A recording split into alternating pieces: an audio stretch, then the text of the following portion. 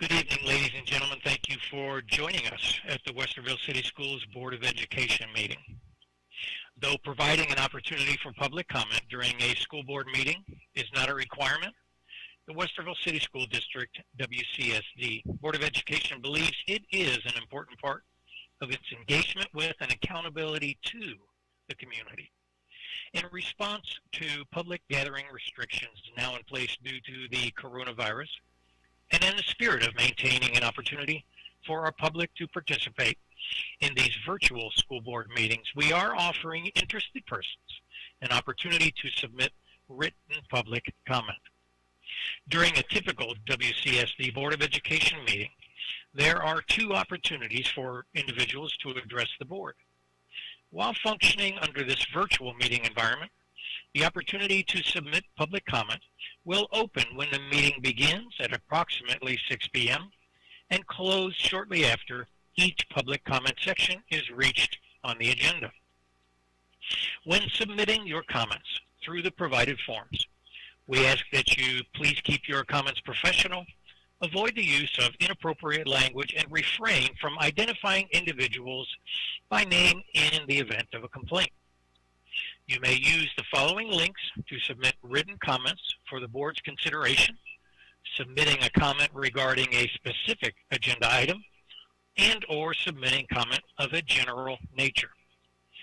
All comments submitted become a matter of public record and are subject to release under Ohio law and the Federal Freedom of Information Act.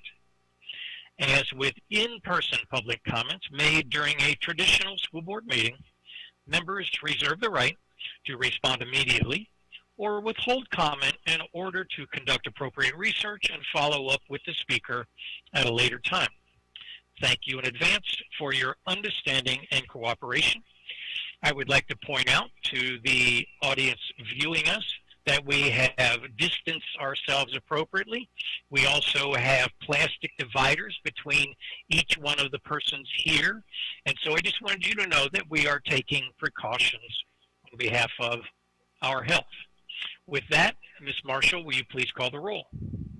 Mrs. Altman. Here. Mrs. Davidson. Here. Dr. Nestor Baker. Here. Mr. Bell. Here. Mr. Velardo. Here. I would, if I may, take one point of privilege. I would like to acknowledge the passing of Christy Nordman. Christy Nordman was an HR specialist in our district for about 10 years. And as I have learned and as I knew, she was deeply loved and highly treasured. If I may, I would like for us to just take just a moment of silence and reflecting on Christy and all that she brought to the district, and certainly to honor her family at this time.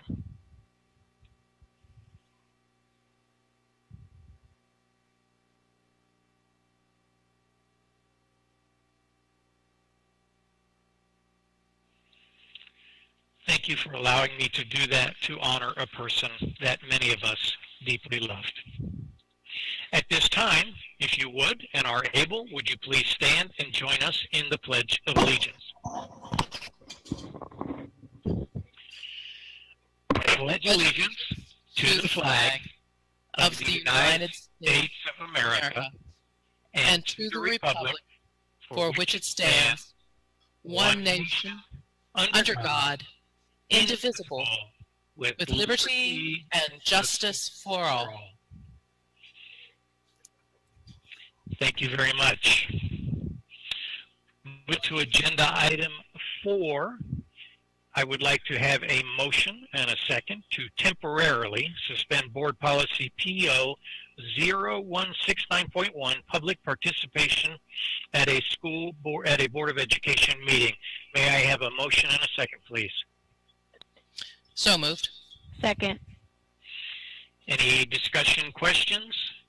Hearing none. Ms. Marshall, would you please call the roll? Dr. Nestor Baker. Yes. Mrs. Davidson. Yes. Mrs. Altman. Yes. Mr. Bell.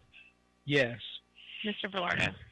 Yes, thank you very much. Agenda item 5.01, approval of minutes of the virtual Board of Education meeting held July 20, 2020.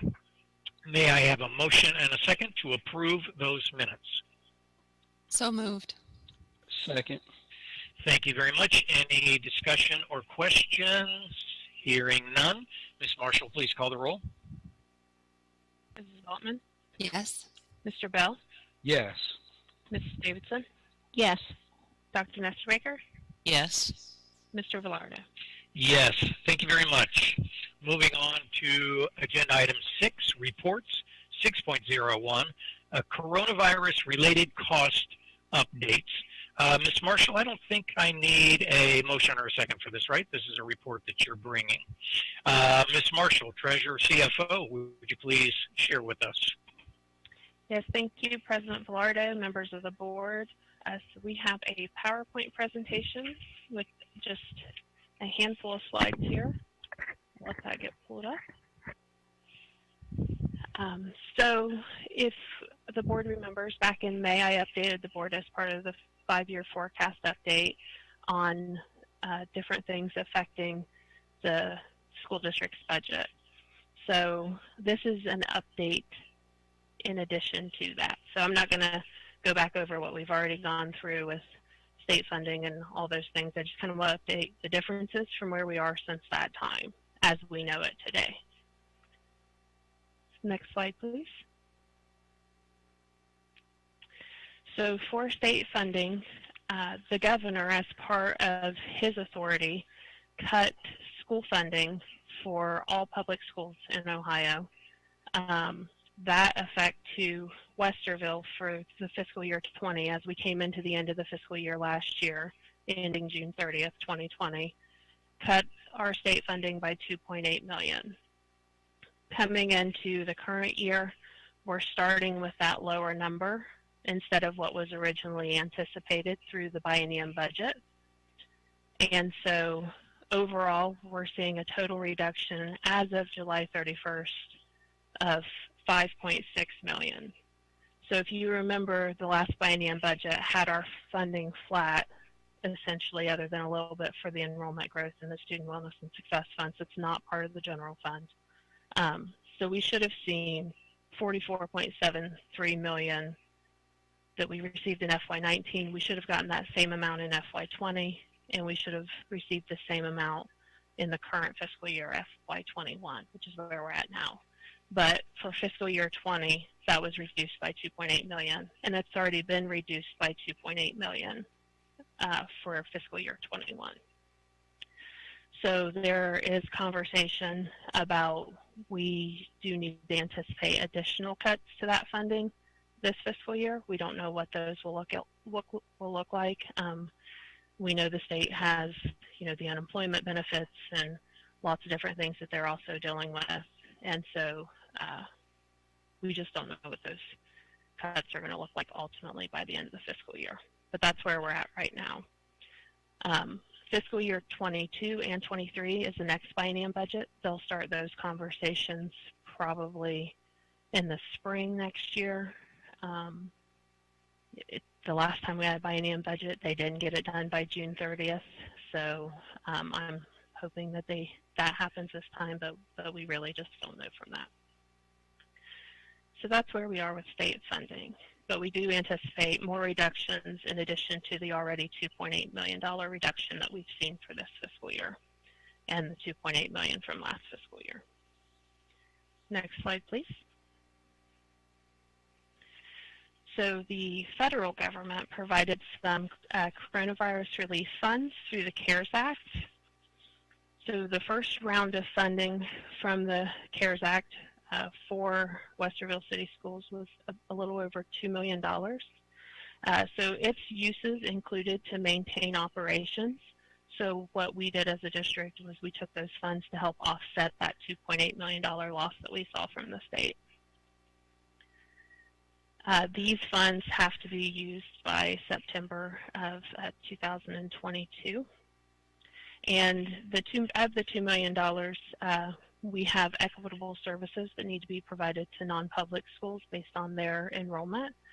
So 171,000 of that will go to the non-public schools. And so our net funding is right around 1.9 million. So there's additional coronavirus relief funds that were just recently released by the state. For Westerville, it's 786,000. These are short-term funds, so this is a one-time funding source.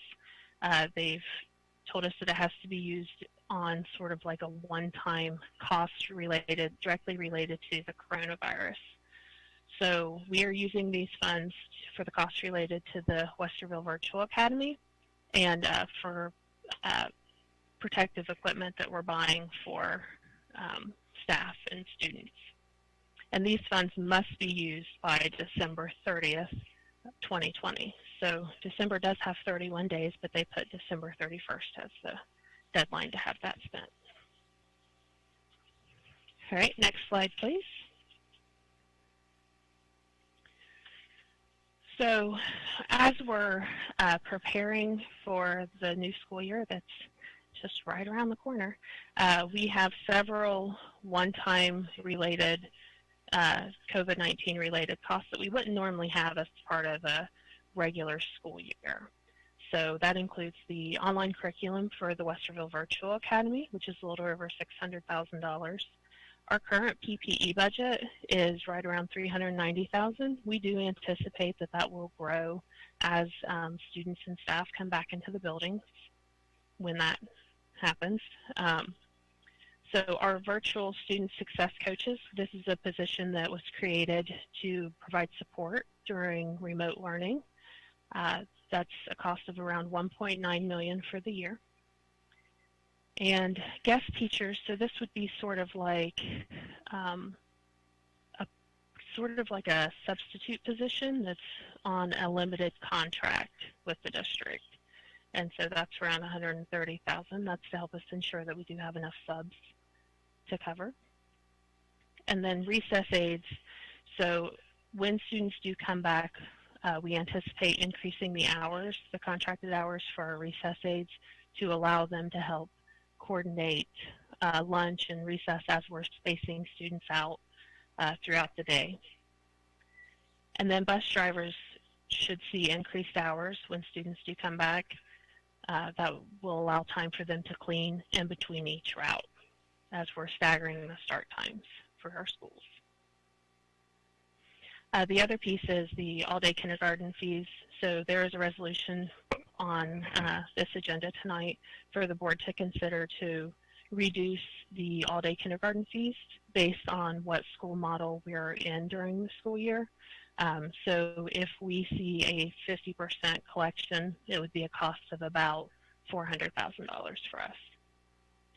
So in addition to these things, we do anticipate that we'll see some cost savings with the buildings being closed to students. I do want to remind everyone that the buildings are open, our staff is in the buildings working and things like that. So we're not going to see the savings that we saw in the springtime with utilities and things like that. I don't know if the board remembers, but the city of Westerville did a utility holiday, which saved a significant amount of money for the district. I don't believe that we'll see that for the fall, but I do anticipate that we will have some savings just from overtime, extra time, things like that. So at this point, it's difficult to calculate what that cost would be because we don't know how long we're going to be in the school model of remote. So next slide, please, Jill. So lots of unknowns, as we start thinking about updating the 5-year forecast, which is due to ODE by the end of November. We'll be looking at what school model we're in. We all know it's a very fluid situation and can change throughout the school year. State funding is always an unknown, so we'll be working with our associations to lobby for school funding. And then federal funding, with the CARES Act, we do anticipate that's a one-time bucket of money that we're receiving to help offset some of the costs. I don't know that that would continue into future years. Property tax collections, as unemployment is higher than normal, I do anticipate we'll see a decrease in property tax collections. And then future property values. So we have a update year, calendar year 2020. Those rates will be set, those values will be set based on the market values that we've seen over the last 3 years. But going forward, I do anticipate that this will have some effect on values in the future. And then healthcare costs related to COVID-19. That's still a real unknown. We are a self-insured plan, so we absorb any costs that come in for that. And we just don't know what that will look like as things start opening back up and it starts spreading more. And so that's all I had to update the board on. That's, like I said, what's different from when we last talked in May. Are there any questions? Who has any questions or comments for Ms. Marshall? Any? Just a couple of comments. Some people have reached out and said to me that schools are shut down, and they're not. We will be having school. Our teachers will be teaching. Our teachers are back at work now. Our administrators are still working. Most of our staff members are still working. School may not be in the physical buildings at this point in time, although we don't know when that remote model will change to a blended model. But school is still going to be happening. And as we think about the cost to taxpayers, and we think about where our monies come from and where our monies go in the school system, overall, the vast majority of expenses continue within the school system because education is continuing within the school system. So I just wanted to point that out to people, that remote learning does not mean that the schools are shut down. It means that physically being in the schools for students is not where that education is taking place, but the education is indeed taking place. Thank you, Nancy. Who else? Comment or a question? Sure. I have a quick question about technology needs.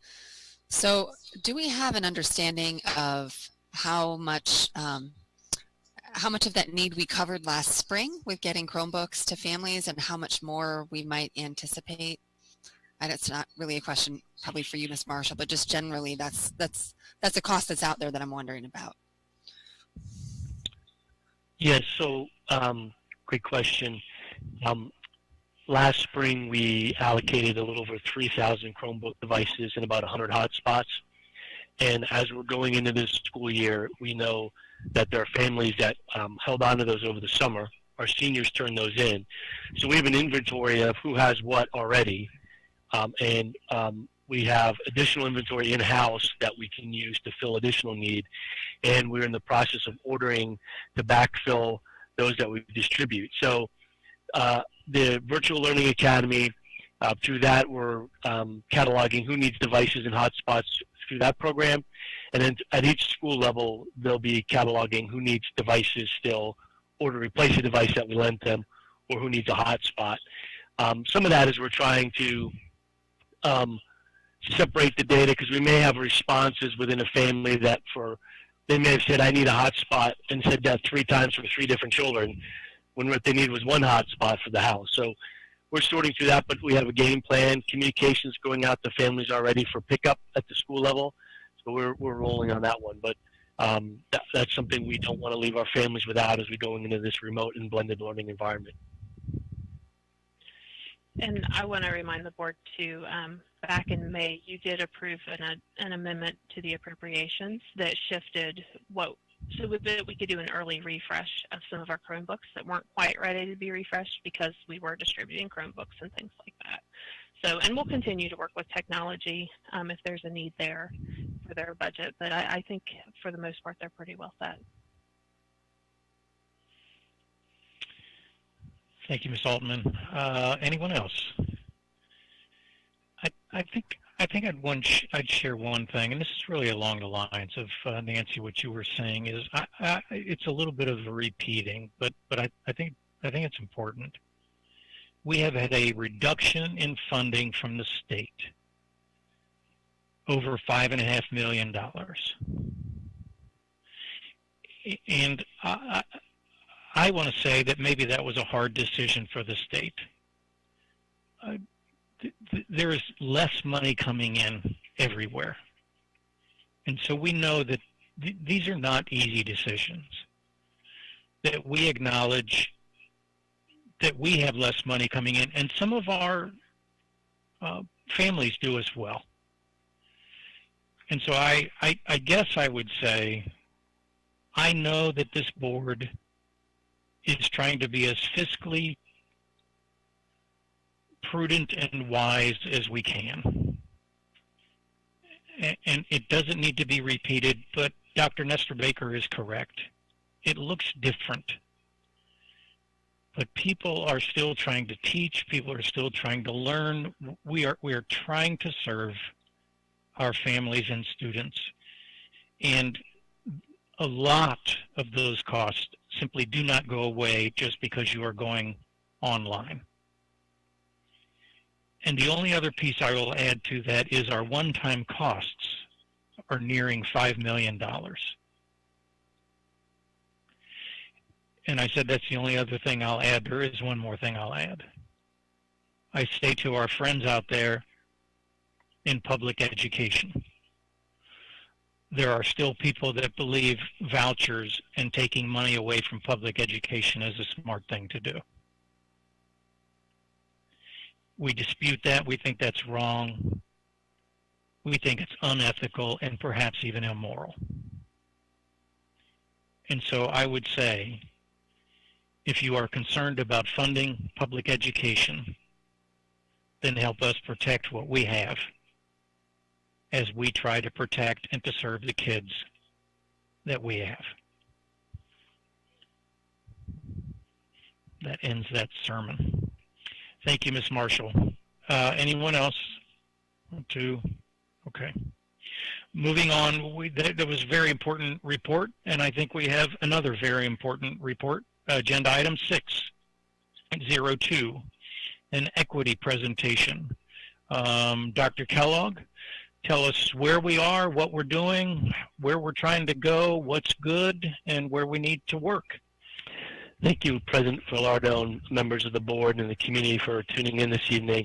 I think this is an important piece of the work that's been going on. I want to share this evening that I'm joined with some of our fellow educators who've contributed to the work you're going to see here and have, I know along with many, many others in the district, a strong commitment to doing this work. So I want to welcome Cynthia DeVise, who's on with us tonight, who's led a lot of this work. I don't want to take credit for it. Kevin King, Sherry Chafin, and Tyson Hilkert are all with us tonight. Just a sampling of the educators who have contributed and are participating in the work. So I want to thank them for being here tonight. They can help answer some questions and provide some perspective as we go along. Parallel to dealing with this pandemic crisis that's been at a global scale, has been heightened awareness regarding issues of racism and equity across communities. Certainly public school systems function as a major component of our communities, and we are equally involved in that work and in those concerns in the data we see and the way we serve our community. The leadership here at Westerville City Schools is keenly aware of that relationship and committed to making sure we can move forward in a productive manner. So I know there are members of the community who want to see faster work. I apologize for the speed, but I think what you'll see this evening is a great thing about where we're at. Next slide, please. I want to start with this. We talk a lot here in Westerville about where you belong. It's one of those cornerstone beliefs we have about how we want to operate, how we want people in our community to feel about their schools. But I also think if we're going to say we need to be it. And certainly there's evidence that at times people who are a part of our school community don't feel like they belong fully. Sometimes feeling alienated from the work we're doing and not able to participate the way they'd like to. So if we're going to say it, we need to be it. And I think that's the essence of what we're going to look at this evening. Next slide, please. I want to start with really the question of what drives our work, and that's our district strategic plan. So if you go back and you look at some of the elements of our district plan, you'll see through community voice that came out in 2013 and 2017 when we worked on the plan originally and revised, you're going to see community input regarding the need to address diversity, celebrate diversity in our school district, and issues of equity. So next slide, please. One of our most important performance objectives in our strategic plan is every student achieves academic success. If you take a look within that plan, one of the key targets under student-centered instruction is highlighted there for you. The community, when we built our strategic plan, talked a lot about responding to our diverse student body. So it is embedded in our work. It is important to our community. It's also important in terms of the curricula that we deliver. And we've heard this one a lot regarding how different groups are represented in the curriculum that we offer our students. So there's pedagogy, how we teach, and content and materials. The content and the materials that we use and who's represented in that material is a big part of what it means to help people feel like they belong. So those are embedded in the academic part of our strategic plan. Next slide, please. We also talk a lot about the diversity of our school district and our need to have a population of employees across the board that are more representative of the community we serve. And that has been an ongoing target of ours for several years. We want a diverse employee group. We also want an employee group with interpersonal skills to deal with that diversity. So there's a lot of work done in that sphere as well. And then, of course, social and emotional development and well-being, which I'm pleased to say I feel like this is an area of our work in the school district that we've built strongly over the last several years, and we're going to be leaning heavily on it in the coming years as we work with the student body who have been affected by this moment, both in terms of COVID and as relates to these questions about racism and equity in our schools. So that social emotional development and well-being of all students is another big part of what we work on here in our district as part of our strategic plan. Next slide, please. So how has our work on that plan impacted our schools? I want to kind of walk through a timeline of some of the work we've done, not as a means of saying, patting ourselves in the back for doing a great job, but as a means of saying there has been ongoing work and awareness. I think we're self-aware as a district about the need to work on equity. The question of whether or not our work has been robust enough, fast enough, or deep enough is still up for question, and I think we can always get better at what we're doing. So I just want to kind of walk through a timeline for community to see some of the things we have done that they may not be aware of along the way. So here's some of the work in a timeline. Next slide, please. Really going back to 13-14, which is when we began development of this strategic plan. You saw some of the work that came through community involvement in that strategic plan, and the words around diversity and access to opportunities were major themes from our community back as we built the strategic plan in 13 and again revisited in 17. In 14, the next school year, we created a position, coordinator for minority student achievement, and we're very pleased and fortunate to hire Cynthia DeVise in that role, and she's brought great leadership and expertise to us in that role. And this is one of those areas that sometimes I don't think people equate to what we do to address issues of equity, but the board's decisions to reduce pay-to-participate fees for families, because a cost for accessing programs is an access issue for people. And so those efforts began back in 14 and 15 to make sure that more kids would have access to those programs that we know they enjoy. In 15 and 16, through the Western Education Foundation, we earned a $10,000 grant to start supporting student connection programs through Cynthia's direction with support from our other staff members, including Tammy Santa. Next slide, please. In 16 and 17, we did administrator training. All of our administrators went through a series of workshops on implicit bias to start understanding that work and how it impacts the decision-making we do as a district.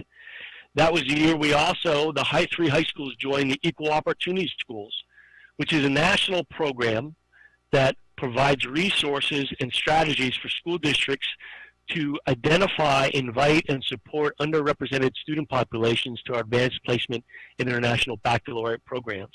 And that program has a cost to it that this board funded back in 16 and 17, and has funded every year since. And we've had great success in terms of turning the corner on some data, enrollment data in those programs. The money from the Westville Education Foundation grant started building programs, our Minority School Scholars Program, our Model Mentoring Program, and our Spirit Book Club program for our students in middle schools and high schools were built out of that starting grant and persist today. Great programs. We were finding that we were struggling at the high school level and middle school levels with consistent efforts to support our Black History Month program, and this board approved supplemental contracts to support providing leadership to make sure those programs happen every year at our schools. In 17 and 18, through our work on equity, and we're going to talk about that some more this evening, was the first year we introduced the idea of equity teams at the district and building level. We're going to talk about that a little bit more tonight and where we're going with it. We also worked with Dr. Antoinette Miranda from Ohio State, who's also currently a state board member, who did an equity series for our schools on building these equity teams and provided workshops in-house for our folks. We continued our work on implicit bias, offering those workshops for staff. And then in the second year of our Equal Opportunity Schools program at the high school, and revisit our strategic plan, and once again, to no one's surprise, diversity and equity were major themes in the community's voice at that time. Next slide, please. And then last year, again, the work continuing through EOS, the Equal Opportunity Schools. Proud to say, and I know we've had reports from Mr. Reeves and his team regarding our work in those programs and our advanced placement international baccalaureate programs, but we've seen significant increases in minority student population enrollment in those programs. Pleased with that work. Continued our implicit bias training with staff. Our HR department, our Human Resources Department, has partnered with Otterbein. We recognize that one of the difficulties in finding minority candidates to hire as teachers, administrators, and other staff in our district is there just aren't that many in the teaching ranks. The national data on minority candidates entering into the teaching field is very low, less than 10%. So it's challenging to attract those candidates to your school district. So our idea is to just grow our own. We know we have many students in our district who a career in education might be the right path. So we've partnered with Otterbein to build a pipeline program to begin courting students from our own district to think about going in education as a career and turning on, hopefully, working with us. And this board approved supplemental contracts to help support that work. This last spring, in the area of curriculum, this board approved 3 new courses at the high school level, and these are just samplings of some of the work we've done in terms of curriculum to offer our students. And as I've been told, the enrollment in these is gone very, very well for us going into the school year. We're excited about making those offers. And we know that Otterbein is one of a few in the nation places that has opened the Truth, Racial Healing, and Transformation Center at their campus center, and we're proud to be working with them in that work as well. So this is kind of a sampling of some of the work over the last several years that I think, and certainly not all of it. There are individuals in our system who are doing work of their own, all of which is contributing to our efforts to make Westerville City Schools more of a place where more people feel like they belong. So just a sampling of some of the work that we're building on as we move forward. Any questions about any of that work that a board member would like to ask about or comment on? Any questions or comments for anyone? Yes, one question. The Equal Opportunity program, are we doing an evaluation of that program on an annual basis? Yes, annually we receive data back from the national organization regarding our recruitment efforts and the statistics on enrollment, including statistics on performance in those courses by grades that students receive and by scores on the AP exams. So we have that data set. Again, we can bring that forward to the board as we get those AP scores. Again, we've delivered that before. So we do have that data. The interesting thing about the beginning part of that work was the student surveys, where we were asking students, minority students who had not participated in advanced placement or international baccalaureate programs before, about why they hadn't. And their perceptions about the programs and who they were for was kind of a slap in the face. When students are telling you that they don't think they were allowed, or they didn't know the programs existed, that's disappointing for us. And so overcoming those barriers to open those doors and not just invite them in, but support them when they come into the classrooms was really big. And I'm proud with the way our staff has responded to that. So we do have those data sets. If there's more, we can certainly do that as well.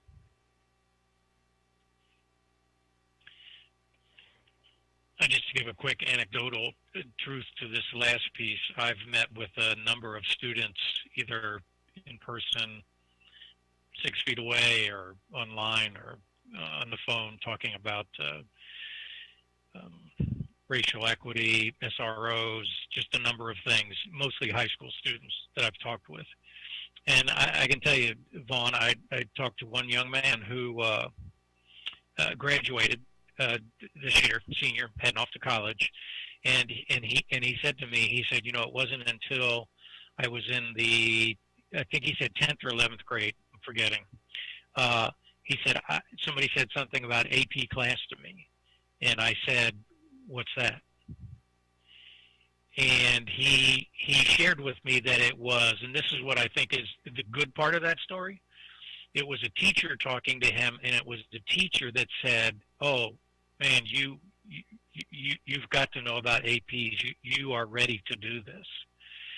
And so in his junior and senior year, he took almost all AP courses.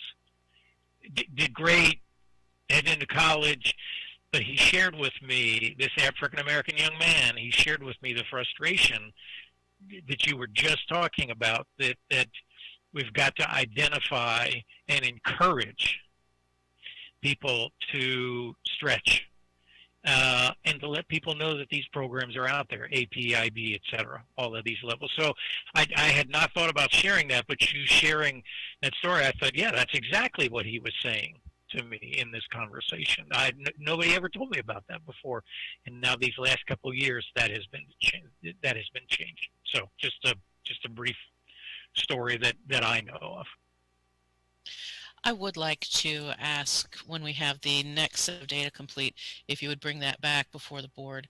It was very eye-opening to me the last time we saw that data. I think one of the most important pieces to me as we think about the EOS program and so forth, it isn't just about opening the door. It isn't just about providing access. It is, as you said, about providing those supports. Too often when people who have the best of intentions open up access, they forget the equally important component of support for people who may not have seen themselves as taking part in these programs. The support matters every bit as much as the access, and the training that we've been providing our staff members on how to provide that support, what that support should actually look like, I think is key to the success that I recall seeing in the last batch of data that you showed us from that. So when you have that, I think it'd be very helpful to bring that back again. The persistence component is to be as important as the enrollment component. So we continue with that work, and it's had a ripple effect, as you know. We've changed some policies relative to our middle school accelerated programs or honors programs, opening those doors as well more, because it was inconsistent to have something going at the high school that wasn't consistent with the middle school. So I don't believe as a school district you get better by keeping kids in low-end courses. I think you get better by attracting and supporting kids to the best courses we can offer them. So I know our teachers work really hard to make sure that our kids are prepared. So pleased with that program, and we will bring back that data set here moving forward. So that kind of gives us a backward look at where we've been and the work. And again, whether or not it's robust enough, strong enough, certainly is up for discussion. But we also knew as we were in the early parts of the summer that the attention to this issues of racism and equity in our schools, we were in a new place. It was a new time. And that required us to take a look at what we have been doing and recognize that if we're going to really be a leader, we can do more. And so early in the summer, or some part in the summer, Cynthia and I had a conversation. I asked her if she could start putting some work together for us to look at it. And so she has done that, and I'm going to allow her and her team to take over the presentation. Keep our fingers crossed that this magical technology we've done works, because they're all remote while we're here in the room. So I'm going to let Cynthia take the lead and talk through a little bit about the Racial Equity Task Force, some of their work, and then we'll close it out from there. So, Mr. Deese, you're on. Thank you, Dr. Kellogg. So thank you, Dr. Kellogg and President Velardo and members of the board. I appreciate having the opportunity to speak with you today. And I'd like to also introduce a portion of our team, our racial equity team that participated in creating recommendations. Sherry Chapin is an instructional coach working at Robert Frost Elementary School, and Tyson Hilkert is a principal at Huber Ridge Elementary School, and Kyle King is a teacher, social studies teacher with Central High School. Now there were, of course, 20 people who participated on the Racial Equity Task Force. They were all Westerville City School employees because we wanted to get in-house information. We wanted to be able to collect our thoughts before we presented it and took additional voice. It doesn't mean that we're not going to take additional voice, but we wanted to, and this was an initiative that kind of happened very quickly, and we wanted to be able to pull together some people from our community who knew what was going on in the trenches. And so that's how we collected those voices initially. You can go ahead and thank you very much. So this, what I'm sharing with you right now, I also wanted to make a point because I did hear your comments about our work with Lead Hire in Equal Opportunity Schools. And President Velardo, you talked about the teachers. And so we call them trusted adults. And it is their role to put down those kids that they know who has the grit and the determination and would be able to accept the challenge to take those classes. And so we see our teachers as trusted adults. So we put many hats and labels on them, but they are those trusted adults for those kids. So just wanted to kind of chat that one up because we really appreciate our teachers taking all those different roles. Okay, so what you see in front of you is an equity framework. And this equity framework was created about 3 years ago. So it has always been on our website. And this gives us an opportunity to be transparent with some of the work that we've done. And everything that Dr. Kellogg has spoke about today fits into one of these pillars. So when he talked about the training that we've done in the past several years about implicit bias or culturally relevant pedagogy, any of those things, they will fit into one of these pillars. So cultural mindset would be that implicit bias training, okay? Student-centered teaching and learning would be any type of courses or curriculum that would be brought into the classrooms to help with our students. Being able to bring their cultural knowledge, teachers understanding that, and being able to implement those strategies in the classrooms so that students can see themselves in the curriculum and instruction that's being received. And then also with family and community engagement, I'm not sure if Dr. Kellogg mentioned it, but this past year, I don't even know where we are in this whole lineup of where we are. But anyway, you may remember us offering a parent prep. So that would fit into that line of work with family engagement. Tammy Stantup led that initiative for our school district, but it was awesome. And then Dr. Kellogg also mentioned about how our Lead Hire and Equal Opportunities work has kind of extended into some of those gifted programs and opportunities for middle school students and families. So that fits into that equity policies and practices. Some things that we feel are policy or we believe is policy, and actually it's just a practice in the way that we do business. And we wanted to gain some clarity on those things. And so we're able to do that in this realm of our work. So with the equity framework, it's basically there because it allows us to, it guides our work and makes sure that we're looking through things through an equity lens. So that's how the equity framework kind of guides the work. So it's not that we haven't been led to make sure that every student achieves academic success, but we want to make sure that we're focused in these particular areas so that we're not just doing a whole bunch of things that doesn't really matter, but we have a focal point, and our focal point is our students. Thank you. We'll go to the next slide. So a little bit about our team. As Dr. Kellogg mentioned, because of so much racial unrest that has been happening in our world today, we've kind of had a lot of calls and texts and emails. A lot of activity has been going on in the last 5-6 months. And so he wanted to have a conversation about, we really need to make sure that we're on our game. We have to get better at doing better, and so this was one of the things. We said, well, you know what, we're going to go ahead to create a racial equity task force, look inside, do some internal review about some of our policies, practices, things that we do, some things that may be good, some things we could do better. And so that's where this task force came about. We worked over the summer in response to those concerns that we mentioned. And then we just thought, pull those people together. We have people from elementary, middle, and high school.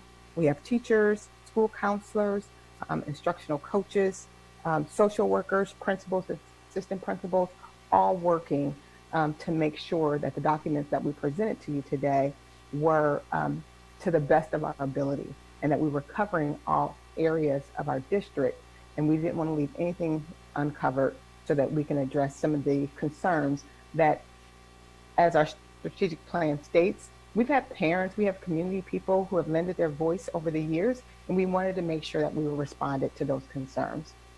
We wanted to make sure that when parents would come and ask us questions about what are we doing, then we can definitely address it. And we know that students have had their voice heard because they've been telling us for a while.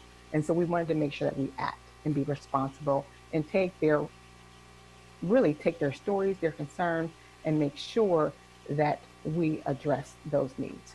Thank you. Next slide, please.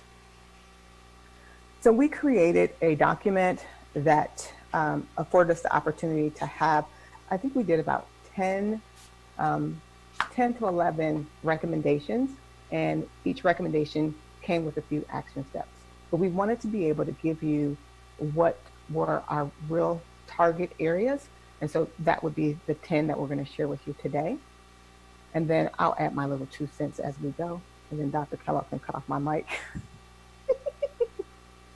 Okay, so the first one is to focus on efforts to prioritize, develop, and sustain equity work and culturally responsive education for all students, staff, and families in the district by ensuring the district and building budget process includes opportunities to request funding and resources intended to support equity programs on an annual basis.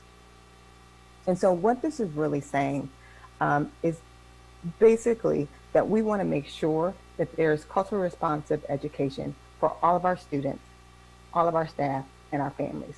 When we talk about our families, is that we want to be transparent in the work that we're providing to our students and our staff. We understand that there is a need to provide additional professional development to our staff, but we also understand the need and the ask of students to have culturally responsive, culturally relevant education to be presented to them.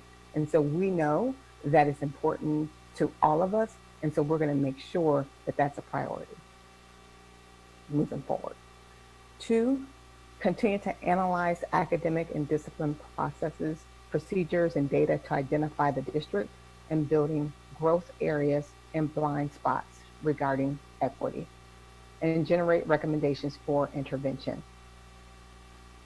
So over the years, we have been looking at our data in regards to our academic achievement, we look at our discipline data. And so we look at those things, analyze them, and try to best understand where some of our blind spots and some of our shortcomings.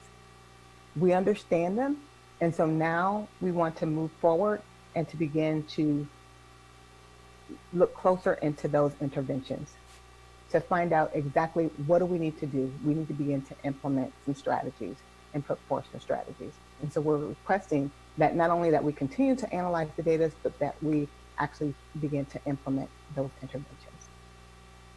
Next slide, please.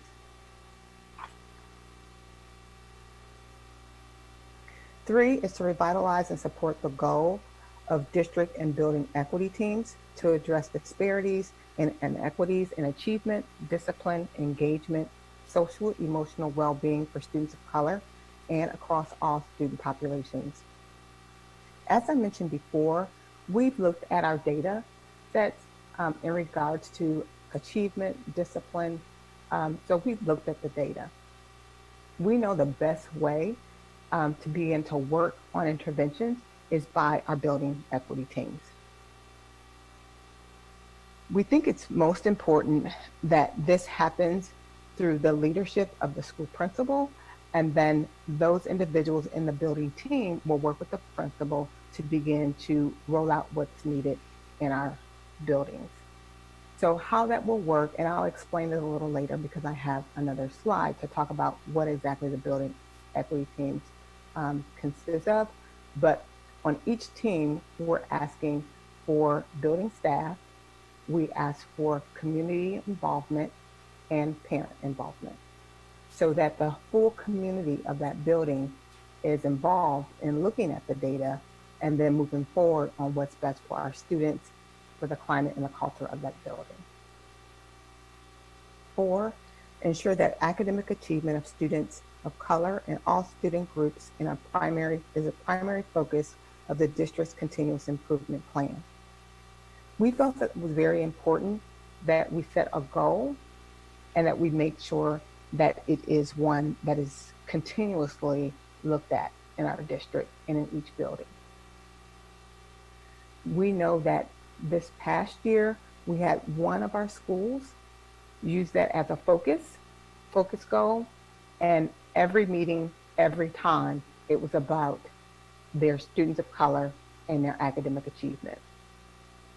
And so with that model, we believe it's important for all of our buildings to do the same thing.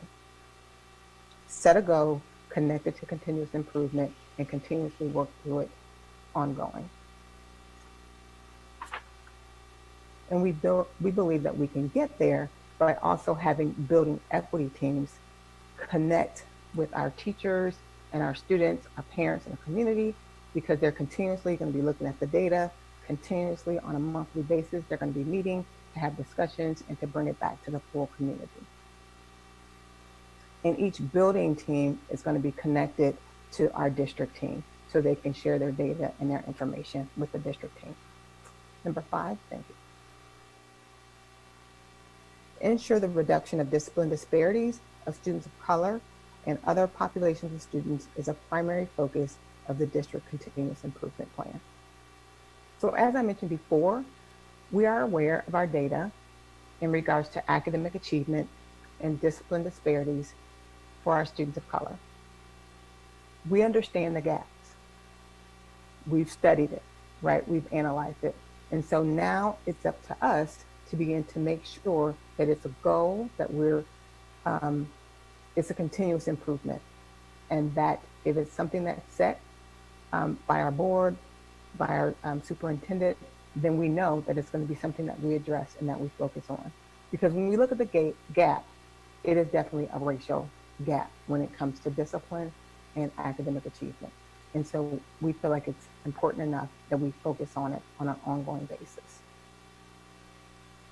6, enhance efforts to recruit, hire, retain, support racially diverse administrative, instructional, and support personnel.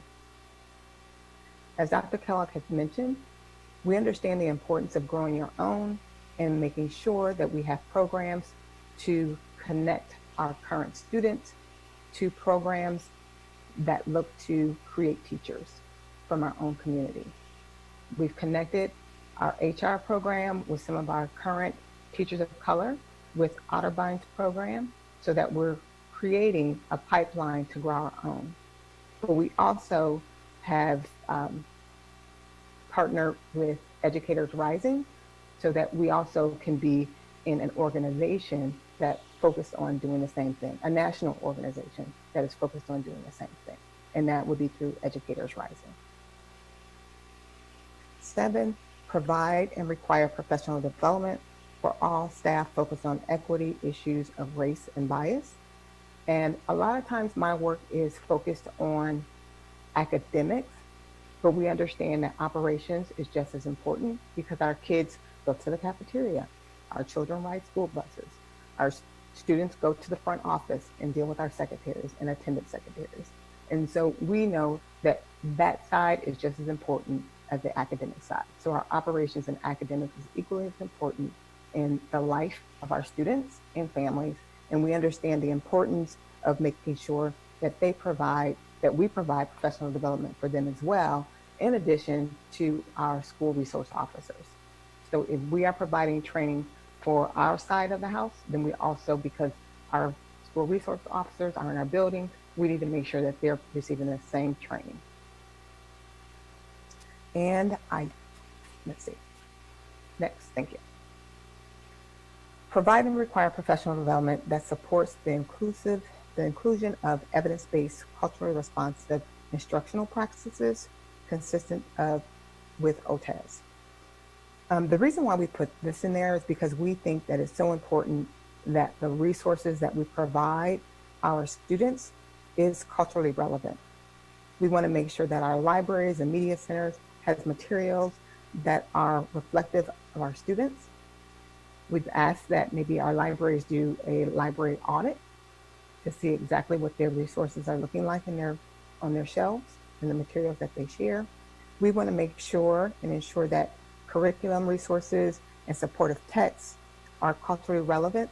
We understand at the elementary level, then it is based on those resources that are in their classrooms, not as much as the text in secondary. So we understand that it's very important that we look at all the materials that we provide to our students and make sure that they are culturally relevant, so that when students pick up a book, when students view a video or whatever it is, that they can see themselves reflected in the material. And I would just say that was one of the great opportunities that we had with the Westerville Public Library, is because we were able to partner with them to bring in so many different authors of color, and that actually the students were able to meet with them one-on-one, because so many of those authors were able to go into our school buildings and to be able to have conversations with those students, answer their questions, talk to them about how they became a writer. A lot of those authors were able to just share their stories about when they were in high school, when they were in elementary or middle school. And those conversations and those opportunities meant so much to those students. And so that was a great partnership the last several years. 9, take action to ensure current and future board adopted curriculum and materials include content that is reflective of our diverse student population. And 10, examine additional strategies that support the creation of family community engagement and empowerment opportunities. As I mentioned before, we did have the parent prep opportunity, but we are looking to advance and continue to build on what those programs will look like, because we know that we have families who want to engage in the work that we do, and so we want to be transparent and be able to include them in some of the work that we would love to offer. Next slide, please.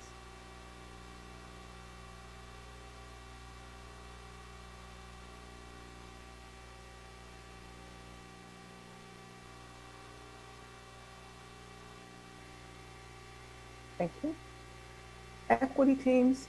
This is just a little bit of information about what an equity team would consist of and the purpose of having an equity team and the work that they would do. So once the building or the principal gives an opportunity for anyone in that building to participate in the equity team, on an equity team, they're able to do that. We want to make sure that it's inclusive of teachers, social workers, special ed coaches, whomever would love to play a part in making sure that equity is happening in their building, then we're asking them to be included on the equity team. It doesn't mean that the only people who are going to be playing along this line is involved in the equity team, because once the equity team begins their work, then there will be subcommittees that will be drawn out of the equity team. So once we create the equity team, then whatever they decide to focus on, it could be a variety of things. Out of those initiatives, we will create committees that more teachers, more people can begin to do that work. So the work of the equity team, we'd ask them to meet monthly, and we would ask them to begin to analyze and look at their data in regards to achievement, discipline, different learning strategies that would help us boost our academic achievement for our students of color and all students who are underrepresented.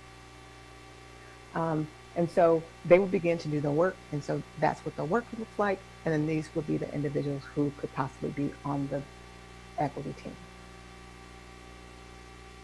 I think that is it for that particular slide.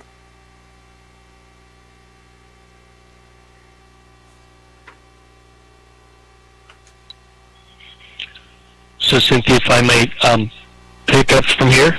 Yes. First of all, thank you for providing a summary of the work and giving those perspectives. Before I kind of hit this last slide, I know with Kyle and Sherry and Tyson online, I want to offer them an opportunity if there's any comments they want to provide in regard to their experience with the work, to feel free to do that. And then if the board has particular questions before I move to this last slide, I thought we'd go ahead and do that.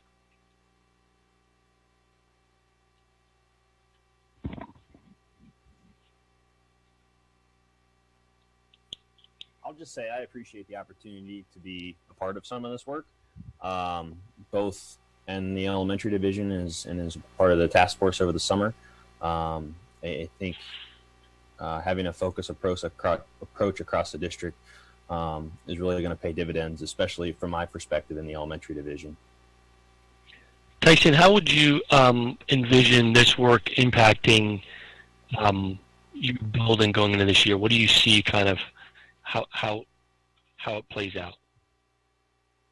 So speaking to this year, it's an easy part for us to start at, and that every elementary school teacher can do, is look at what are the resources that I'm providing in my classroom that connect with my students. And that's deeper than anything else we should be doing. We can be doing that any given year. I think this provides us a great opportunity, along with our equity teams, to really look at what are some resources that our teachers might need if we're finding ourselves short in areas.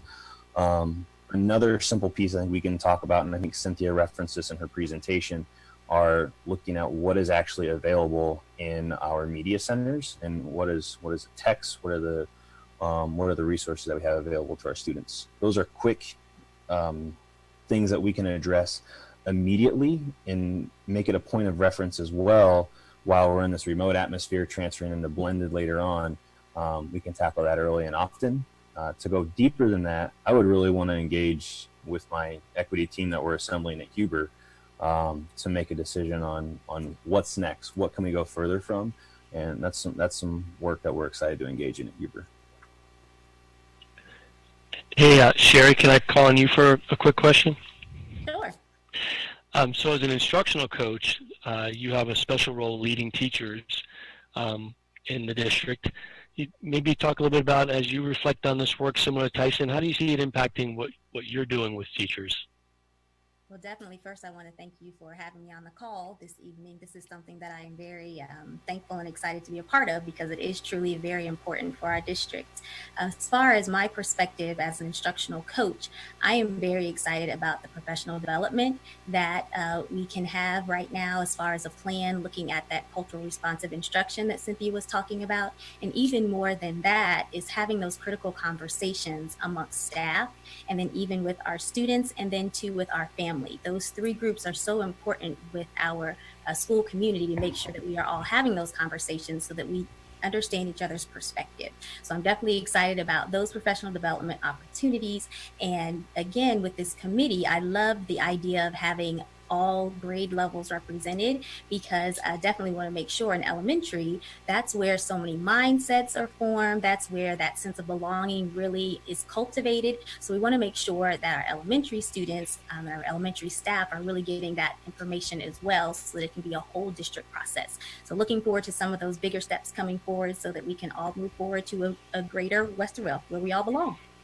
I love that you pulled the belonging piece in. I didn't even pay you for that, and this makes me feel good. So Kyle, I know you've been very interested in this work and very involved in Central, some of the new courses you put in place. What about as a classroom teacher, your perspective? I mean, this is one of those, the board and the superintendent are presenting this document, and then you're down there working with kids in the classroom. How do you see it translating into impacting the work of teachers?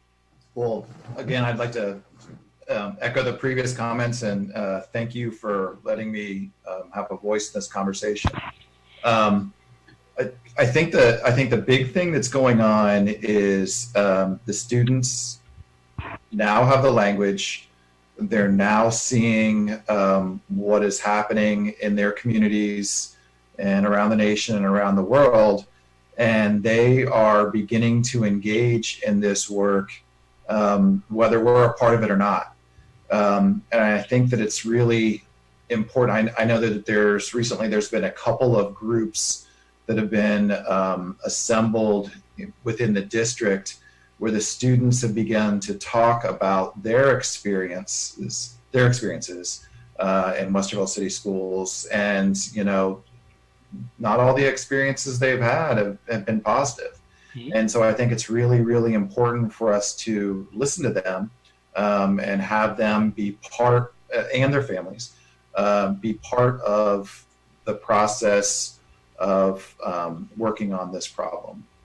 It's been a problem that's been around for a long time. I don't think it's easily going to go away. I think anytime we have the goals and the values and vision, those are all beautiful things. The devil's in the details, right?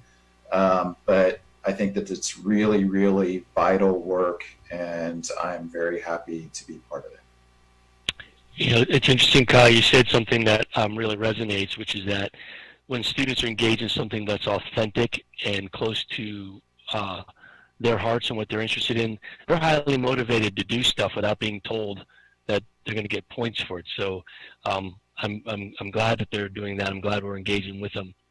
So just a couple of next steps from the board. We're not asking for anything more this evening than your thoughts and your support for us to continue to move forward. Cynthia said at the outset, we think an important next step is to take the work that we're sharing here and create opportunities for some community feedback and response. I think there's two lines of things that can be going on here. I think schools in the district can start doing some work. At the same time, we can engage the community around kind of these big rocks that we have on these 10 key targets as areas to see what their thinking is and whether or not we're heading in the right direction. We will be implementing that district and building equity teams this year, so we will start moving. We're not going to sit on our hands and wait for more information. Like I said, I think we're pretty self-aware about who we serve as our district. I think we're pretty self-aware about our data, and I think we're extremely energized to begin the work. But again, we also want to be transparent with that and allow for community input. So I think that's where our next steps are along the way, kind of those parallel tracks. So I appreciate everybody who was on this evening to share their thoughts, and I'll open up to questions from the board of anybody on the call. What an incredible presentation. Thank you, Dr. Kellogg. Thank you, Cynthia, Kyle, Tyson, Sherry, all of you for being here tonight. And I'm sure we have some questions, thoughts, ideas. Who would like to respond to any part of this report? Ms. Altman? I just see you smiling over there. I just You're faster than my finger to my unmute button was. No, thank you so much for that presentation and the work that's gone on behind the scenes this summer. I have a couple of questions. One about the history and origin of equity teams. And, you know, I think they've been in our district before, but this is an effort to grow it. And so I guess my first question is where that model came from. Was it something that we grew in-house? Is it something that was seen to be successful in other places? So I guess that's the place it would help me to know where that started. Sure. Can you hear me? Yes. Okay, we'll make sure that was muted. So initially, I went to our curriculum department, and we knew that we wanted to create something as an overarching theme for our district centered around equity team. And so I had centered around equity. And so I had done some research, and we began to work on the different pillars. And this is what we came up with. We saw that other districts around the country, not many, but one or two, had created equity frameworks, but we wanted one specifically for Westerville. And then as we went along with our partnership with Lead Higher and Lead Higher Equal Opportunity Schools, they also wanted us to create equity teams. But the equity teams through Lead Higher Equal Opportunity Schools were very specific for looking at equity in regards to academic achievement for higher level courses, advanced level courses. But it wasn't centered around full equity for a district. It wasn't centered around equity in relation to any of the issues or disparities or inequities in our school district. And so we wanted us to focus on all of those things so that in a building, it could look differently in different buildings, but each of them would have an equity team, and what their focus would be depending on what's happening with their students, their families, and their teachers. So it could be that one building would focus on academic achievement, whereas, and have several things focused around that, but it could be another school building would focus on social emotional wellness. Someone else may say, hey, we have some issues around food insecurity, and that may be a focus. So it's about equities, disparities, and inequities. And so that's how we came about making sure that it was something that would do well in our district, because we have just the nature of having people and having a very diverse community. We have a lot of different issues that we need to address in our community, just like in our world. And so we thought this model would fit best for our district. Thanks. Excuse me. That's very helpful, and it makes me want to ask a follow-up question about the school level equity teams and the district level equity teams. Mm-hmm. And it sounds like you're envisioning this as a pretty flexible model so that school buildings can address their issues that might be most pertinent to them. Do you have a vision of how the school level and district level teams might fit together? Like, would they be looking at data so that schools are comparing data apples to apples, or just wondering what your thoughts are on that? Yes, exactly. So the model would entail each building equity team would have a lead equity person. So each building equity lead, right, that one person would come to the district meeting. So each building would have their one person after they've reviewed, analyzed data, decided what they're going to focus on in their building. We would bring all of those individuals together, that one individual, to participate on the district level equity team, as well as having our district administrators, community people, board people. We have asked the board if they would like to have a person or two on this particular district-wide equity team, but then they would be able to not have to go to each building to find out what they're working on, because we're asking that lead person from every building to participate in a district and to be able to report to the district group. Does that give you a little bit of clarity? Yeah, thank you. That's really helpful. Mm-hmm. And so you also referred, Ms. Deves, to the data, and that we've looked at our data, and we know, what a lot of the issues we want to address, I think both the district level and the building level are. And I would appreciate at some point as a board member and a new board member who maybe hasn't seen things that other board members have seen, that as we launch, this or relaunch this initiative, that that data could come to the board and that we could see it and understand it so that we can sort of wrap our heads around what the work is. That would be really helpful. Thank you.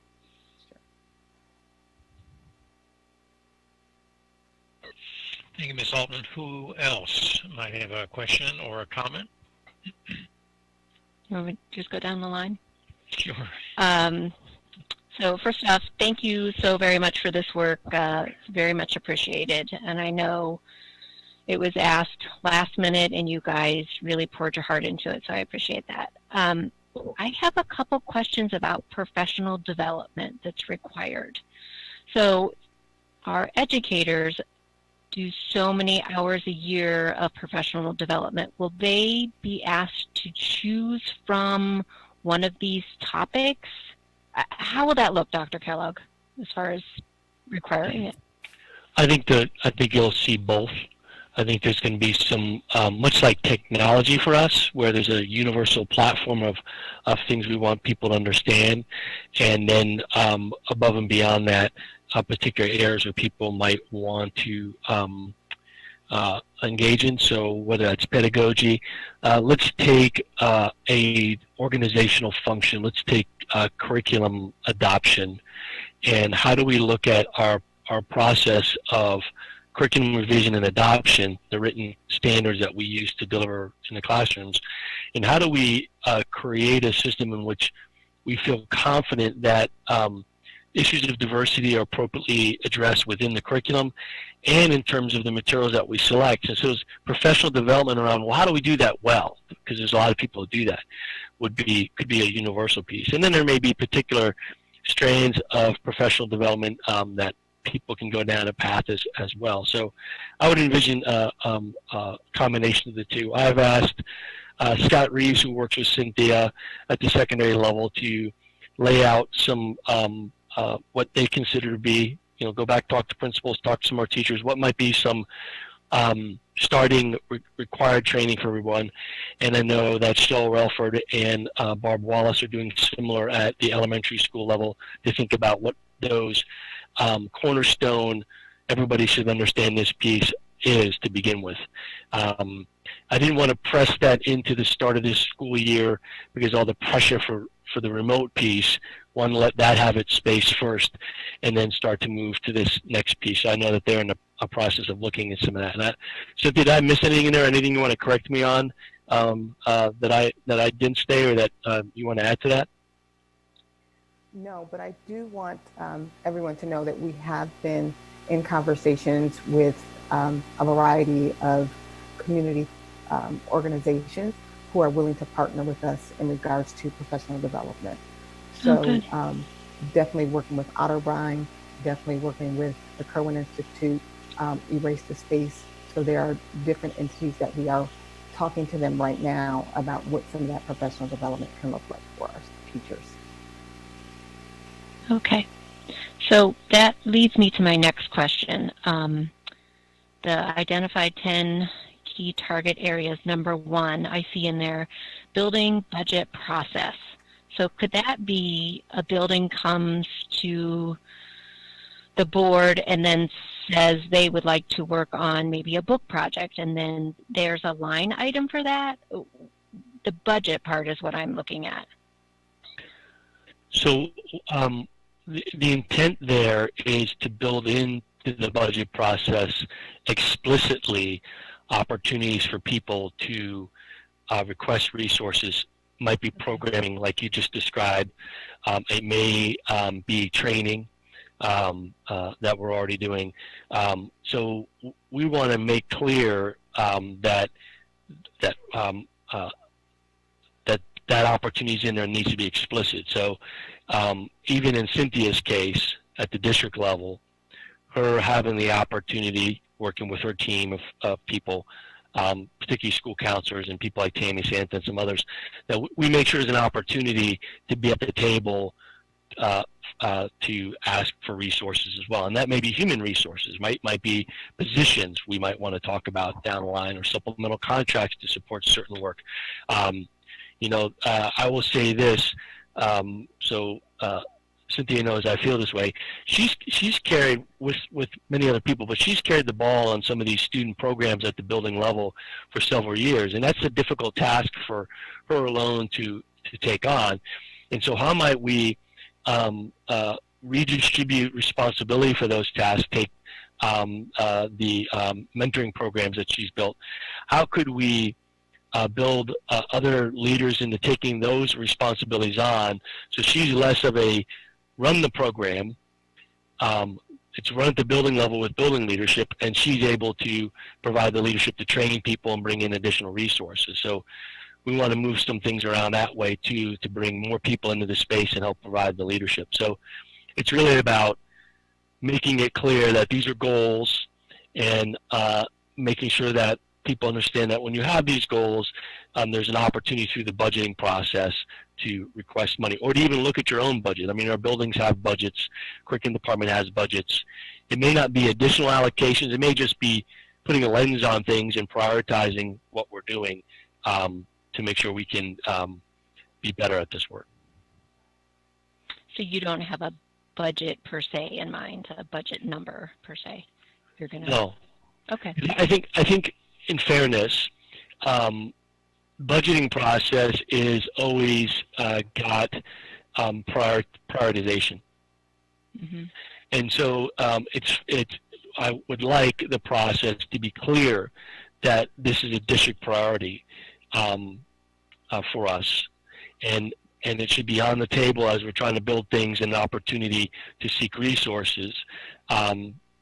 But those have to come tied to, well, this is what we're trying to do, not just an amount of money, now go figure out. So we want it to be specified along those lines. And we have other opportunities. So I'll speak to one. We talked about libraries and what's in our libraries.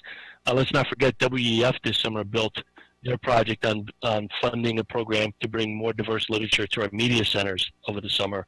And they've been working on our behalf to bring funding to that project. So we need all hands on deck and look at all the resources available. Oh, I think I lost you.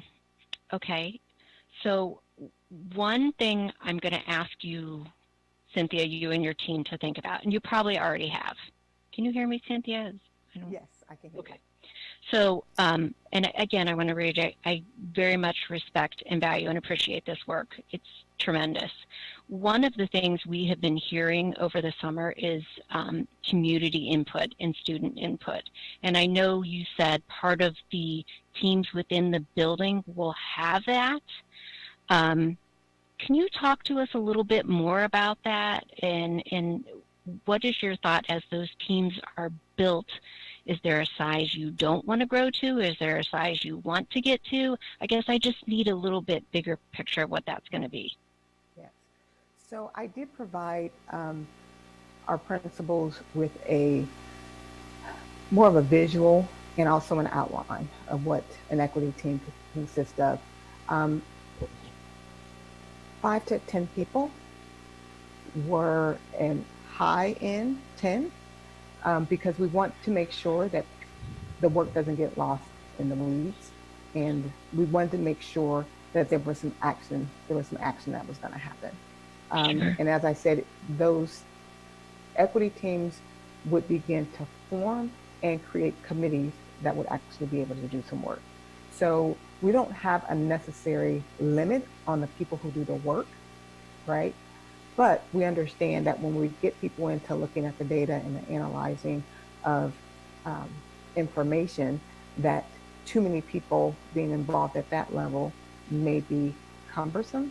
But if we were able to get them to look at the data, review what's happening, and then understand what the work is, then we can also open it up for more people to assist. Okay. So how they would go about asking community people to be involved would be the leadership in that, the principal and also the building equity teams, to share that information with parents families to see who wanted to be involved. So maybe the community piece is an offshoot of this then, and the voice. Go ahead.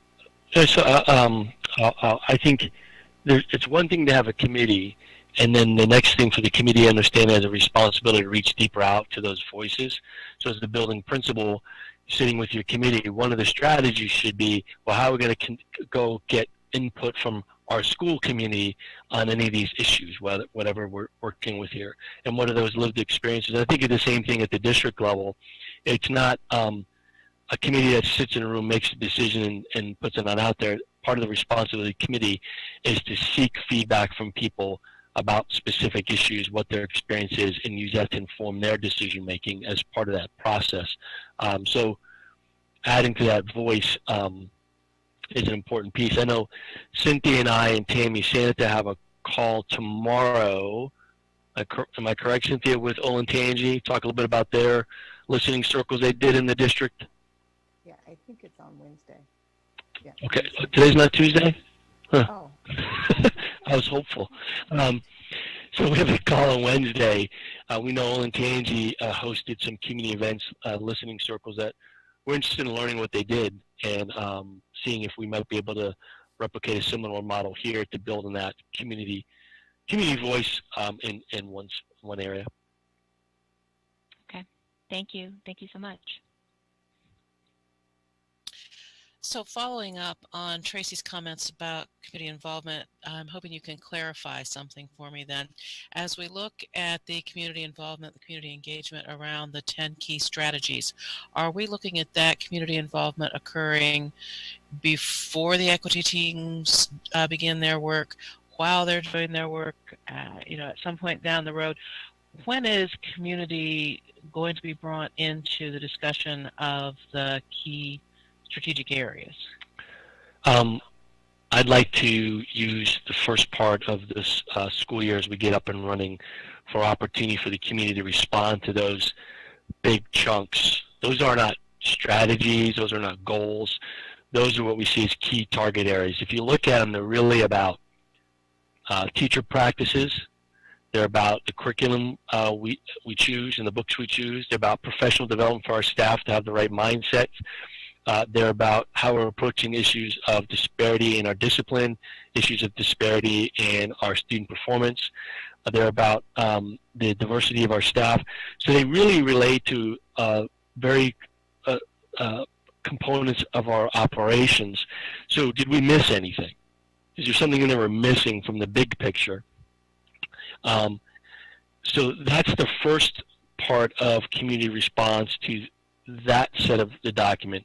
Then there's going to be ongoing community engagement around specific ideas and strategies, both at the district level and building level, as we start to move forward on narrowing down some goals and then beginning to look at specific strategies and implementing those and measuring the implementation of those strategies. So it should not be we did this once and then we're done. There should be multiple opportunities for community involvement, community engagement at various levels as we're moving forward. But the first big one is those 10 things we saw tonight. I'm just interested in seeing if the community thinks we've found the big chunks that need to be addressed. Human resources, curriculum, instructional practice, experiences of our young people as it relates to discipline and academic achievement, those big chunks as starting points. So this is for the broader community then to begin to weigh in on and be part of, and I think that's great, and I very much look forward to that.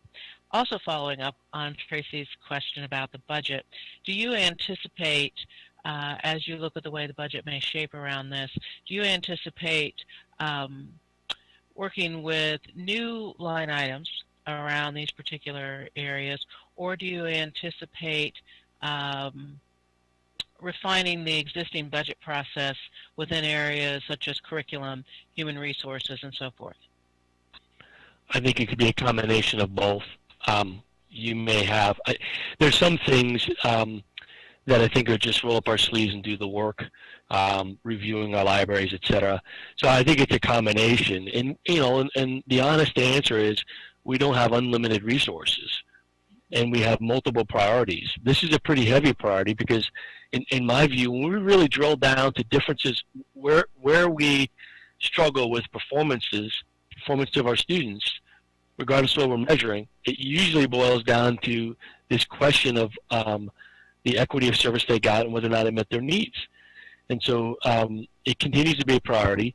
I think there's a lot of work we do that can be reshaped and or be more encompassing of the questions of, are we addressing all of our students in this? Are their voices embedded in all this? So I don't think it's just an amount of money we need to spend. I think it's a mindset about a priority that should drive the use of the resources we have and ask us to make sure that we are using what we have effectively towards this goal and considering whether or not we need additional resources to get better. Yeah, I think that's a very helpful answer. One of the things that I always worry about is, as entities, including us, including schools, including everybody, as we pursue a particular area of focus, something that matters a great deal to us, sometimes we set up an unintentional silo. And when we create a standalone budgetary process around that particular area of focus, it can have ramifications that we didn't mean for it to have. So as I look at how we would be budgeting around this, it is a blended model, since we use that phrase a lot now, but it would be a blended model, whereas we begin to incorporate different ways of thinking and doing within our existing budget processes with additional support, shoring up, and so forth outside of those as necessary. So that's kind of the way I was perceiving it. So thank you for that information. The last question I have is around the first part of the presentation that talked about the things that have been going on here. There is a lot that has happened here over the past few years, and based on the comments and conversations I've had with people, a lot of people don't know what we have. So there's not an awareness of what we are going to be building upon. And we are going to be building on work that we have begun to do. So I'm wondering if we have any thoughts about getting word out about the things that currently do exist. As it seems to me that it's easier to continue to build when we come from a shared understanding of where we are on some of these issues. Yeah, my thinking regarding this community engagement around those 10 key targets involves pretty much presenting what we did this evening, which is, okay, here's how the work has looked, here's what we have done. These are some of the big pieces that we think are need to be focused on as we move forward. What are your thoughts on all this? So that question of, well, here's the work we've done the last several years. Which of this looks promising, and where do we not have focus? So I'll take a great example. Let's take student discipline. In the review of the things we've done over the last several years, you didn't see anything in there from a district perspective. And I will say there are buildings who have worked on the discipline disparity, but you really didn't see anything from a district perspective around that particular chunk. And so that would seem to me there's a bare spot there. We recognize that this is a problem for us. We look at the work we've been doing, we go, okay, so quite frankly, what we've been doing is admiring the data and talking about it, but we really haven't functionally shifted the course of the data. So why becomes the question. Now, how do we get better at that, and what are the best practices that are out there? So I think it's important for us to lead with, this is what we have been doing and where it's embedded. Here are the things we think the big areas we think they need to work on. What do you think, community, about all this to help us move forward? Thank you, John. That's very helpful. I feel like you and I are on the same page about where we need to go. I want to thank the team that presented this tonight. It was very, very helpful. You've done a heck of a lot of work at a time that you're doing a heck of a lot of other work as well. And I thank you very much for that. And I'm looking forward to see where we go next. Thank you, Nancy. Reverend Bell, do you have anything you'd like to share? Any questions, concerns?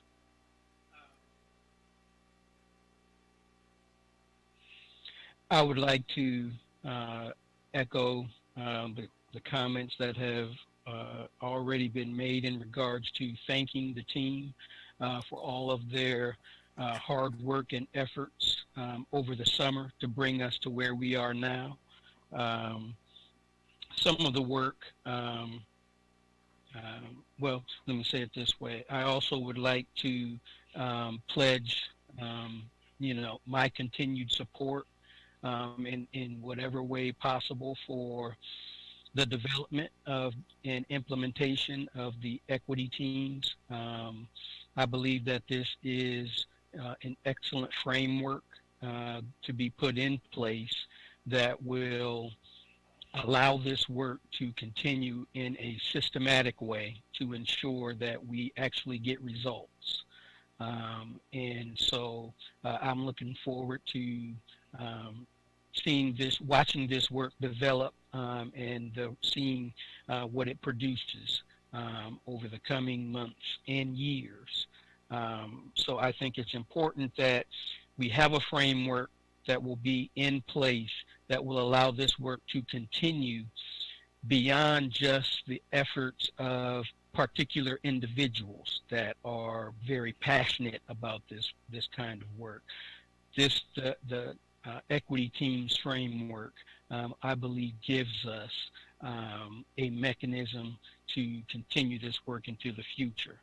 I also want to thank Cynthia, Mr. Weiss, and Dr. Hopkins for the work that they have been doing in terms of our human resources, in terms of the recruitment and retention of teachers of color here in the district, and the formation of the team where they bring together the teachers and administrators from across the district to connect with one another. So that work has just been, I think, tremendous. And in terms of getting their input and advice, as well as their support in terms of the recruiting process.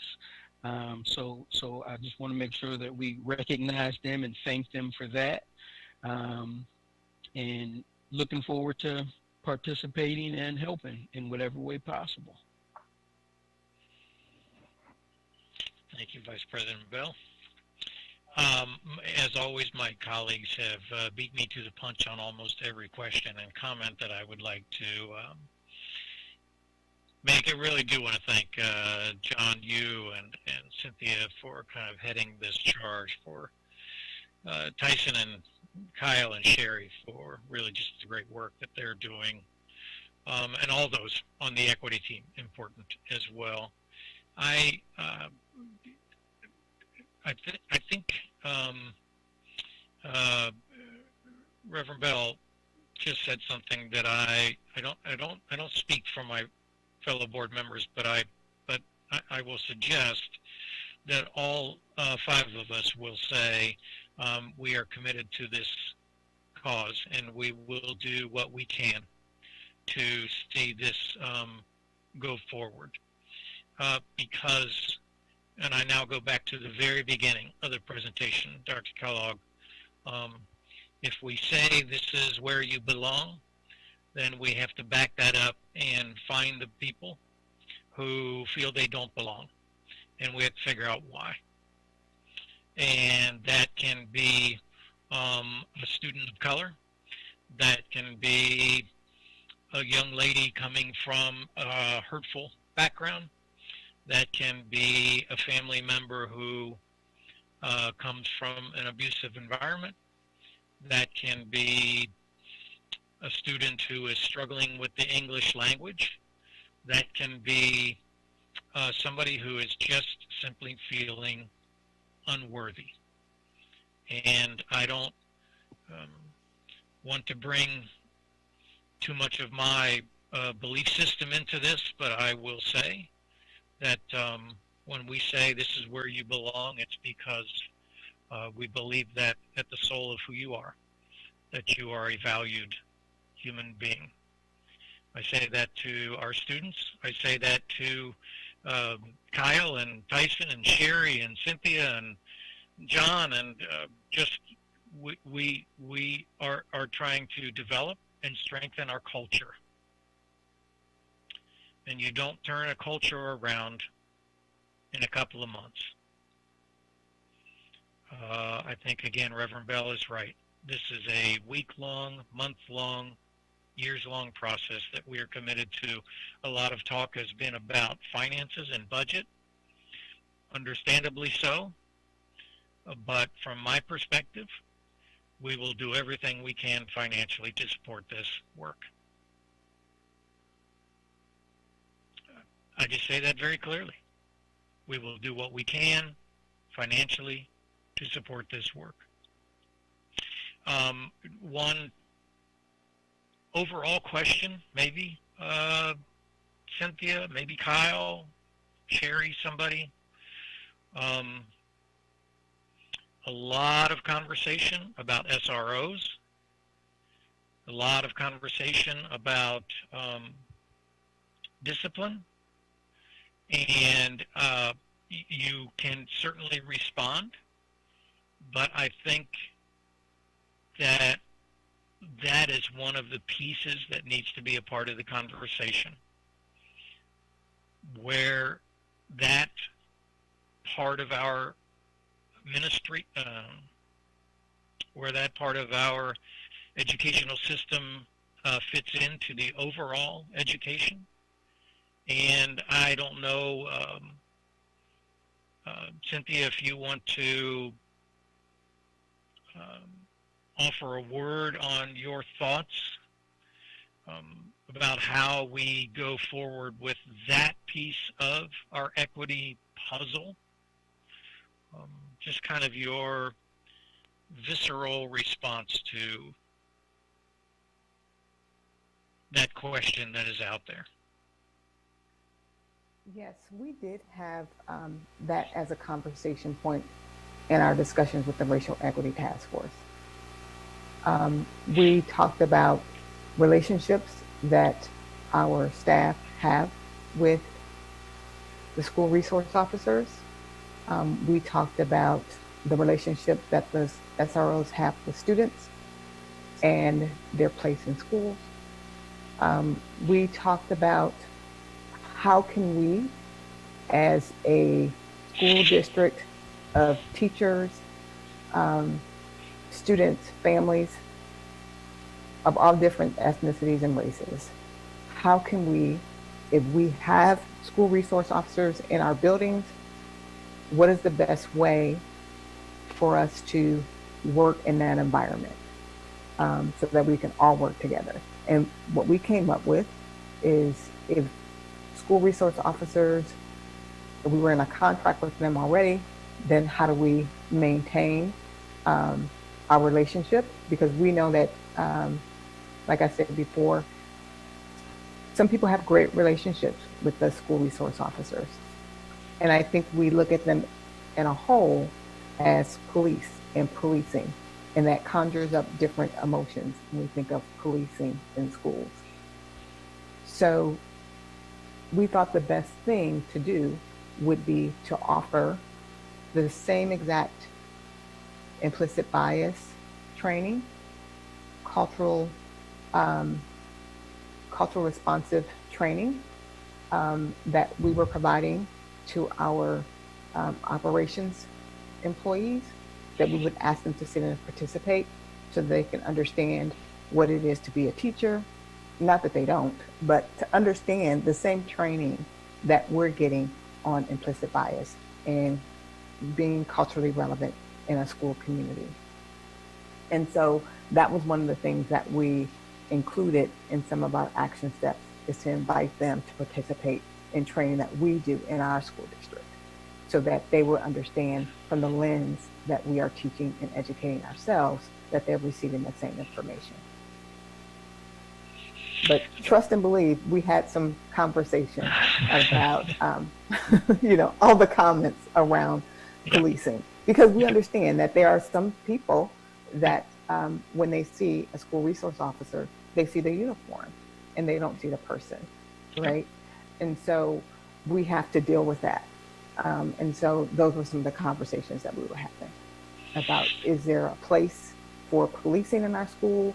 And to begin to have the conversation about what is the role of a school resource officer, and to be able to have that conversation with our community, with our students, with our teachers, so we can all understand the purpose behind the uniform. Thank you, Cynthia. If you were in the room, I'd give you a hug. Thank you, because I mean, I just threw you into that. I didn't say ahead of time I was going to ask that question, but let's, that's out there. That's just a part of the conversation that's out there. So let's just put it on the table and acknowledge that. And I'm so thankful that you believe that the officers that we have, I think the phrase you said, Cynthia, was people will see the uniform and automatically think police officer, and there's connotations to that for many. And some people will see this student and she has darker skin, and there are connotations in some people's minds and hearts for that. We come at this as human beings. We don't see people through rose-colored glasses.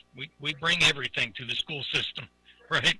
We come out of real human lives, and so for all of us to acknowledge that and to be willing to walk our way through implicit bias training, hard conversations, sitting face to face and saying, this is what I felt, what did you feel, this is what I think, what do you think? What better thing could we train our students to do? Now, one of the things that No, go ahead. One of the things that we had the opportunity to do last year, we had a boys mentoring group in Walnut Springs Middle School. And it gave us the opportunity to invite our SROs and men of color. We also had, we had all men participate and all boys participate. But a good number of the men were school resource officers. And be able to have conversation with our young boys about building relationships with men. And we had football players that were there. We had doctors, we had engineers. But like I said, we did have school resource officers who were in the building once a month coming to engage in conversation and build relationships with our students.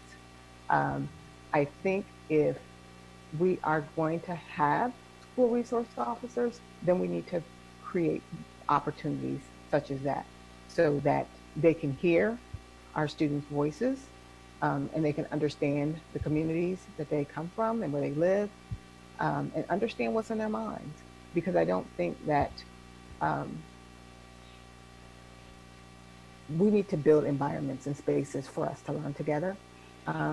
Not that I don't agree with policing students, so I will make that very clear, but I do believe in building opportunities for them to develop relationships so they can better understand who we are as people and who our students are, and our students can understand who they are as people and their jobs. Thank you, Cynthia. I didn't set that up ahead of time. It's just a part of the real conversation. Dr. Nestor Baker, I think at least you're unmuted. Would you like to jump in here? Yeah, I'm unmuted, and that's always. I'm watching when people unmute themselves. I'm trying to be attentive to that. Thank you, Cynthia. I just wanted to add another piece then as we talk about what we do know and what we do have going on. As I recall from the presentation on SROs, there was discussion at that point in time about the implicit bias training and the mental health training that the SROs already received. And I think that it is not widely known the sort of training that the officers who are in our buildings already go through. So I want to be sure that that is made known as part of the work going forward. And also, Cynthia, as you were talking about the mentoring group from last year at Walnut Springs, it occurred to me that there may be an opportunity to invite some of our SROs when possible and when it's appropriate in the building to be part of the equity teams as well. They have a great deal that they could bring to the table, and I think it would be very helpful in building the relationships that need to be built.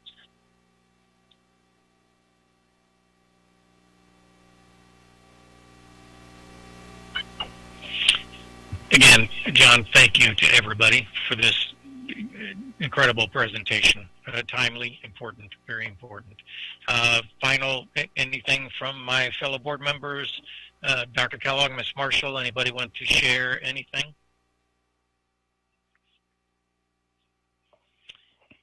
Hearing none, thank you very much to all of you behind the scenes staying with us on that. Thank you, thank you, thank you.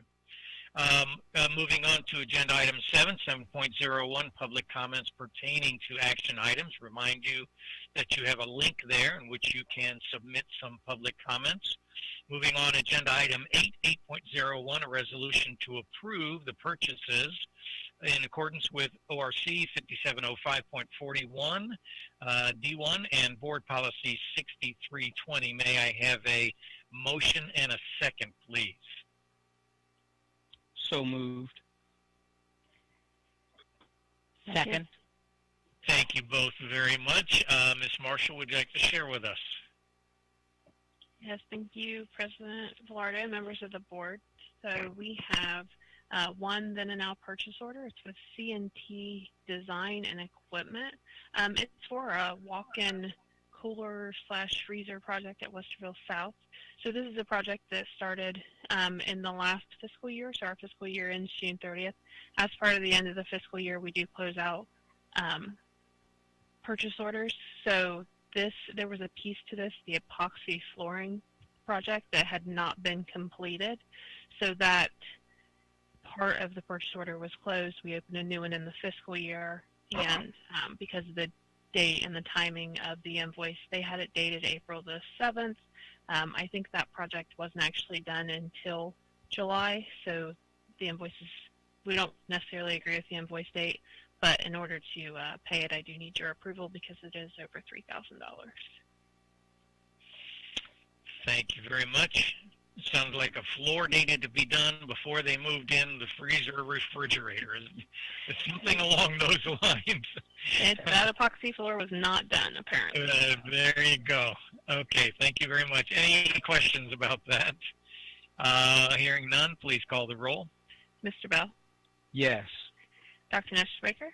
Yes. Mrs. Altman? Yes. Mrs. Davidson? Yes. Mr. Velardo?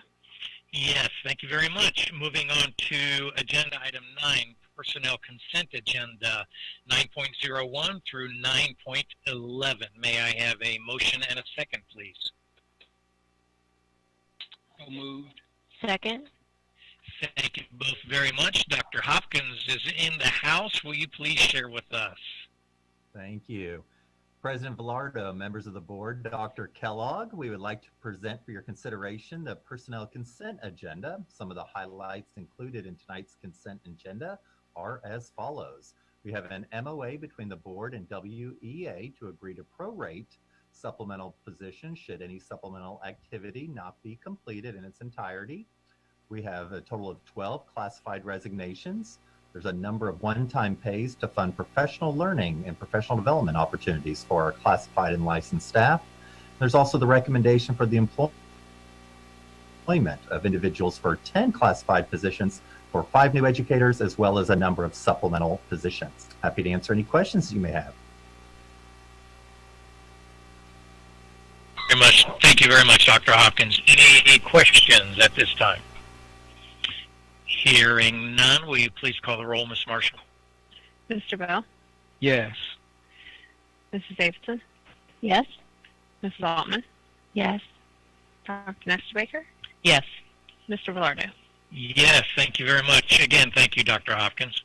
Agenda item 10, old business 10.01, final reading policy 8420.01, pandemics and epidemics. May I have a motion and a second, please? So moved. Second. And there is a Nestor Baker name next to this. Would you, this is a final reading. Does anybody have any questions for Dr. Nestor Baker? I think we should ask many questions. Yes, you should. Oh, Yeah. It's I do. Oh, Ms. good. Davidson does have a question. I want to hear about the administrative guidelines that go along with the policy. So are you helping with those, and what should we look for? What are some of the topics and ideas? So, for instance, there will be a series of administrative guidelines, and those are being developed. Probably Mr. Hershiser is working on them as we're talking right now. And if he sends them to me regularly, what do I think? How's this language? Does this say what we hope it says? For instance, an example would be mask wearing. Mm-hmm. What are the requirements around that? What does that look like when we're in a classroom? What does it look like for children under 6? What does it look like for high schoolers? What are the requirements for mask breaks? How might those be handled if those are done at all? So it basically, what the administrative guidelines will do is to take the topics that are of import as we look logistically at how we handle everything to do with pandemics and epidemics, how we put those into play in the buildings across the campuses, across the district. So the mask guidelines, you might see working remotely guidelines. You see information on everything from leave to distancing to all of those different components. As the teams across the district work on all of the various components of schooling in a pandemic, you will see different guidelines come forward at different times as those needs arise. So what the policy does is to create a structure that those guidelines could be developed within. Because otherwise we would have emergency meetings to enact a policy every time we need to make a change based on, for example, new guidelines around masks. Mm-hmm. So what we're doing with the policy is creating the team structure, the district structure that lets those guidelines be developed. Then the guidelines are put into play. They have the force of the policy because they are administrative guidelines that are attached to policy. So we have policies, administrative guidelines, and forms that are part of what we as district governance do together. So that's what's going on with that. Does that help? Yeah. Okay. Yeah. As I've said on many occasions, when we need some policy work, Dr. Nestor Baker always lines up to be first in spot. It's a disorder. It's a gift. Do we have any other questions? Hearing none, please call the roll. Mrs. Altman? Yes. Mr. Bell? Yes. Ms. Davidson? Yes. Dr. Nestor Baker? Yes. Mr. Velardo? Yes, and I apologize if I tease too much about that. The policies are the bones and the structure of much that we do, so it really is very important, and I thank you, Dr. Nestor Baker, working with Mr. Hershiser and all of that very much. Agenda item 10.02, final reading resolution to adopt revisions to the academic calendar to allow for a remote learning plan for the 2020-2021 academic year. May I have a motion and a second, please? So moved. Second. Thank you very much. Again, this is final reading. Anybody want to ask a question of Dr. Kellogg? Because his name is here, so I think we should ask many questions. I just have one. Dr. Kellogg, I'm just hoping you can take a minute to give some clarity to the different calendars we're going this year, because we have the virtual academy and remote learning, and so I'm just seeing a little bit of confusion about when things actually start for different kids. Yeah, so for those students who are enrolling in the virtual academy, their first day online will be September 1st. That was in the information that's gone out to them. And I think the discussion between virtual academy and remote learning there's a lot of blend in there. So now I've put blended in there too, which doesn't help. So to clarify, if you're enrolled in the Westerville Virtual Academy, the 100% remote academy for the semester, your day will begin September 1. There'll be outreach coming through those teachers to you here in the future to get you ready, so you know you're fine. For the rest of our students, the first online days will begin on the 20th and 21st with information coming from the district for them to get prepared, and then they'll begin starting being fully engaged with their teachers on Monday the 24th.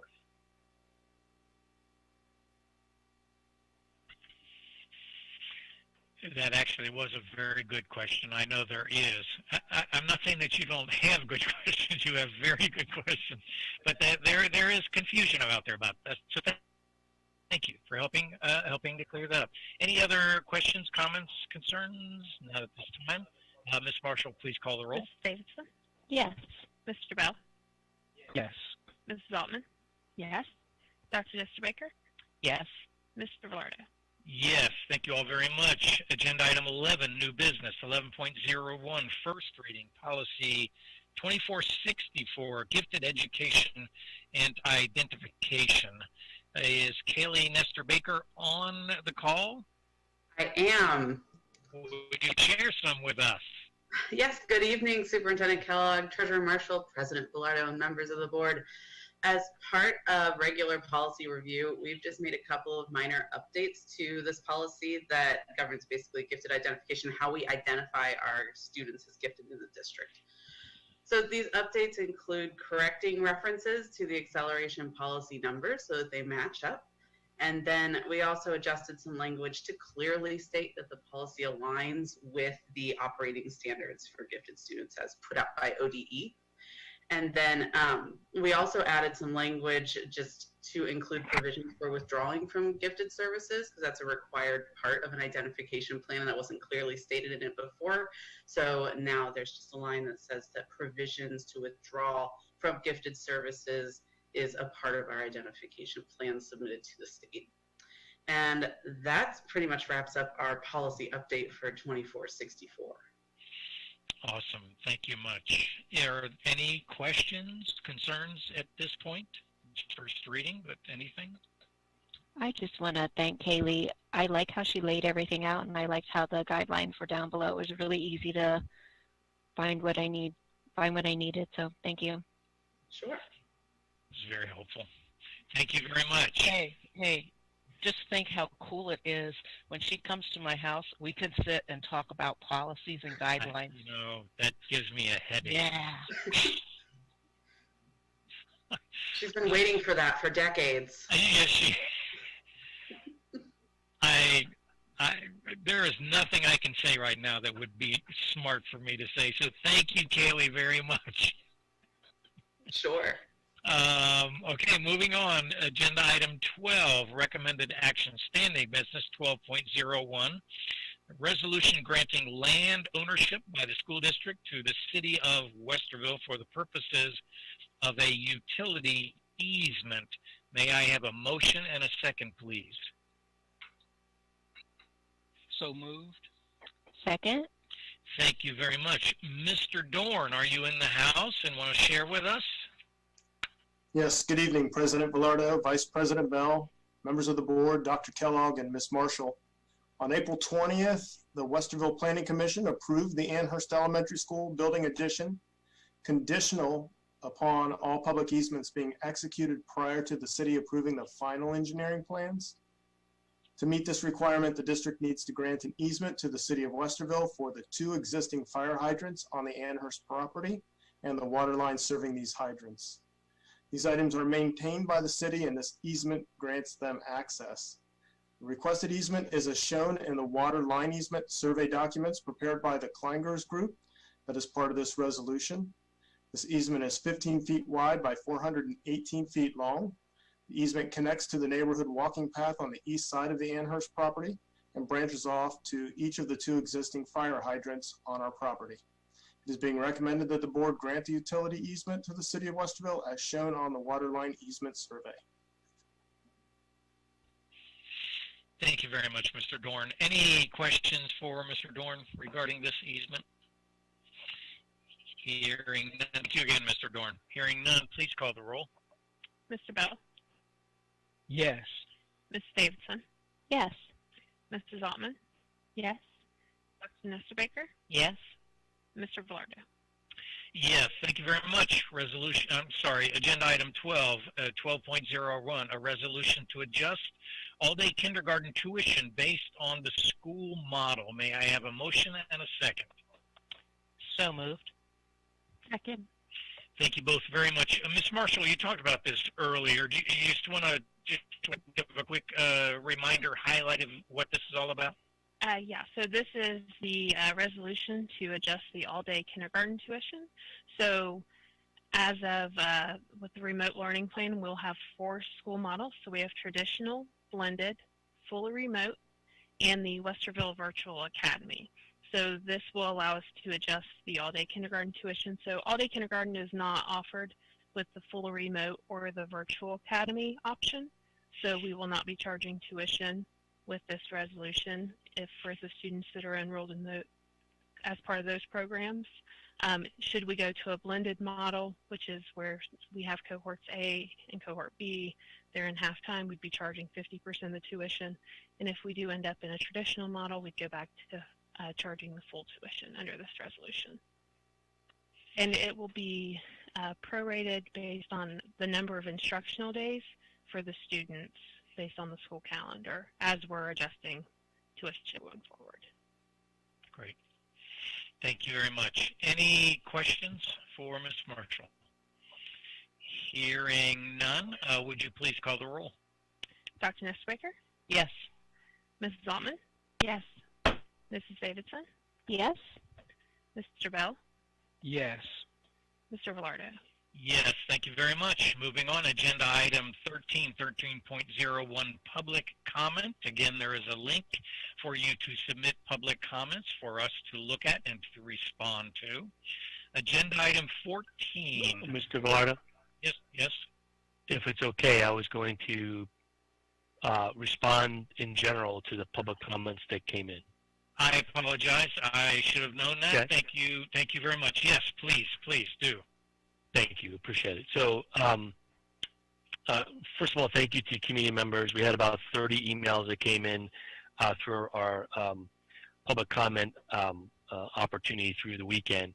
And we've collected those and kind of hit a couple of buckets to try and bring some clarity and respond to some of these. So these are not specific answers to specific emails.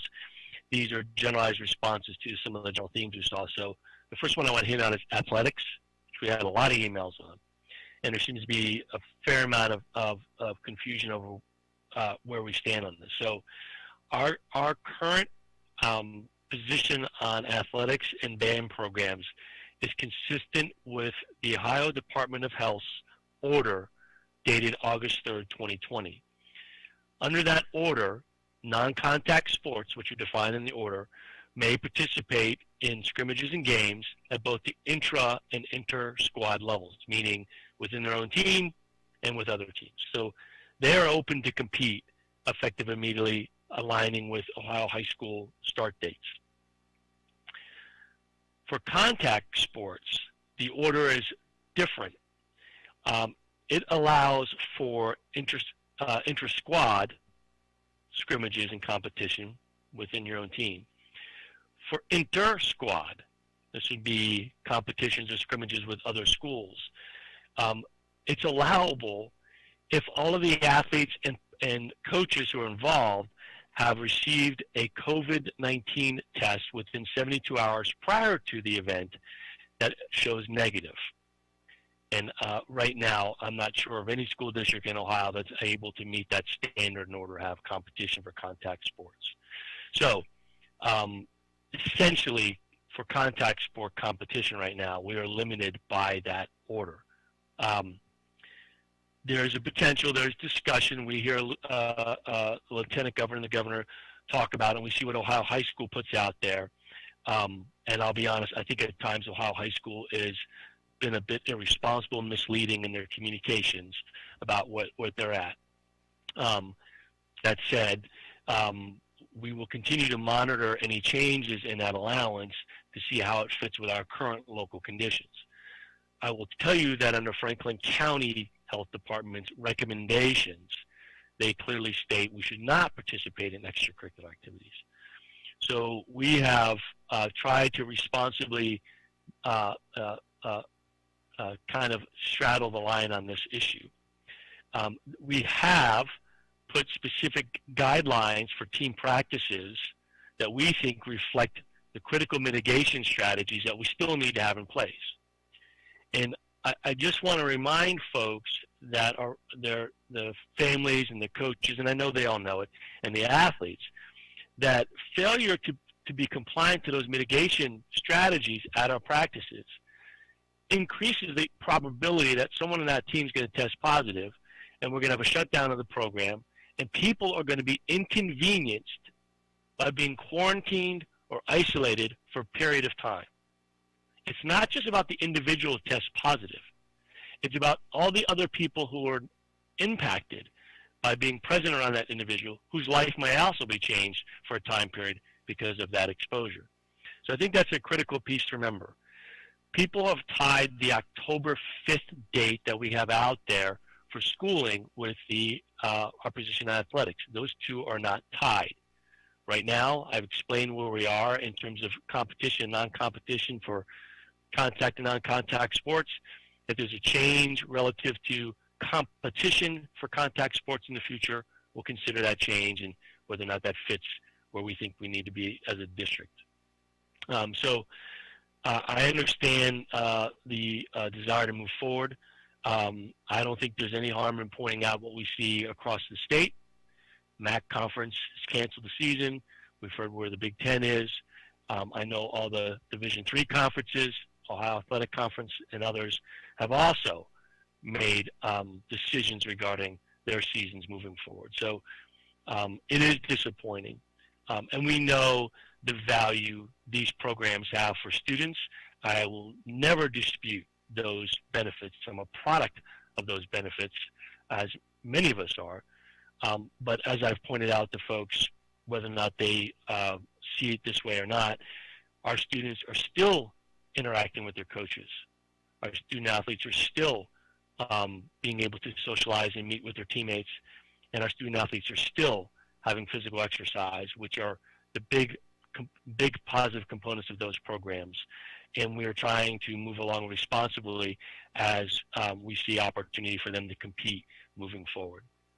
So I want to point that out. I think Ohio High School put out more confusing information recently by suggesting a shortened football season and playoff season for contact sports, that at this point, given the state order, is going to be very, very difficult to implement, because I don't know how we do testing for all those athletes 72 hours before competition. So we'll see what unfolds. I'm hopeful that something good comes. The other one is generalized responses to the data we're using to inform our decisions, and just the general discussions about differences of opinion as to whether or not we should be remote, whether or not we should be in a blended model, or whether or not we should just go 100% in a 100% option. And I just want to point out, I get that there are differences of opinion on the data and whether or not that data is pointing towards a health concern for the community. But I think it's wise for us to continue to rely on the data of our local county health departments. I've dug inside of those pretty deeply. I and all the other area superintendents are in conversations with those people once a week. We are cautiously optimistic about the positive trends in that data, but we're not there yet. So we'll lean on those experts. This is not about fear. This is about using the data, understanding the science, and making decisions that are most beneficial for the most people. And I get there's differences of opinion on that. I respect that, but we'll continue in that path, not without a critical eye. I'm also aware of what the CDC has said. I'm aware of what the American Pediatric Association has said.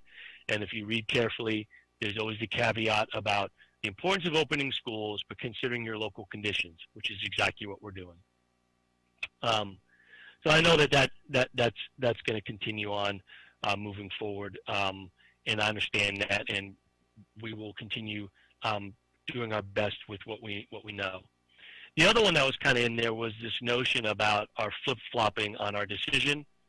If we go backwards, here's the timeline. July 2nd was when the governor announced the plan for K-12 schools, July 2nd. Before that, we didn't have anything from the state about the plan. And the plan was local decision using local data. July 20th, 18 days later, counting weekends, the board approved the plan that we put forward as was required through the governor's decision and to be submitted to ODE. So we did that work. July 29th, 9 days later, Franklin County Public Health, based on the data they were seeing, put out a recommendation that all schools in Franklin County open remotely. That was 3 weeks. If I did my math right, that's 3 weeks from the first day we were slated to start school. And we need to give our parents clear path to make whatever changes they needed in their circumstances in order to be ready. We could have held out longer and debated the decision longer, but all we were doing was delaying a decision that was going to make it much more difficult for families to make that change. So that was the logic and the thinking around the timing of those decisions. People have suggested we've had months to figure this out. We've had months to understand what we can do better. We haven't had months of planning around knowing exactly what the plan was from the state, to be fair. But the staff has worked very, very hard on that. There's also been questioned about why October 5th, and I'll clearly articulate the thinking. Again, you can debate whether or not this is the best way to approach it or not the best way to approach it. But really, if you look, October 5th is 6 weeks from the first day of school. That essentially gives us what we're looking for, which is sustained improvement in the data set. And we're seeing some good movement, but we're not there yet. Some sustained movement in a positive direction for the data, sustained over time period. So, and then knowing that when we flip the switch from remote to blended, that again disrupts family plans. Because now we're looking at bringing kids back in 5 days on, 5 days off. That's also difficult for our staff. So we want to build in time for sustained data, make a decision, and then give a runway of time for people to reinvent their lives around that change. So that's where that comes from. Certainly can be debated about whether or not that's necessary, whether it could be sooner. That's just where we landed on it. And so to be as transparent and as authentic as possible, I'd share that. The next one was this general conversation about student well-being, particularly as it weighted towards our students being home. And I know we all understand the loss our students experience by not being in school with us, the gains that come from that. But this cuts both ways, because there's also trauma involved with students facing coming back to a school where they know COVID-19 is still an issue. And so the reverse is true, that coming into that environment can be stressful for some kids, and being absent from that environment can be stressful for kids. And I'm not trying to weigh which one is more important than the other, but I'd say this.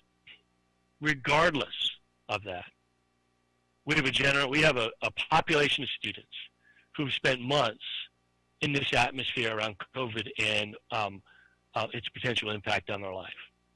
And it is foolish for any of us to think that in the coming months and years that this is not going to be an issue that's going to have to be addressed to our social emotional well-being across the community for a while. Whether or not we bring them in blended starting tomorrow, whether or not we bring them in fully in a month, whether or not we stay remote for a month, this issue is already there and will need to be addressed and built into our planning. The good news is, and I've said this before, I'm extremely proud of the work we do in this mental health arena. And we have the tools to measure.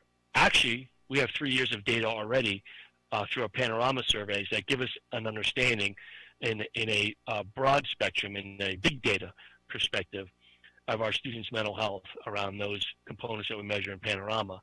And we now have the ability to see and isolate a little bit more out how this time frame may have impacted that piece and move on that. So yes, this is an important part of the work, and we need to pay attention to it, so we will.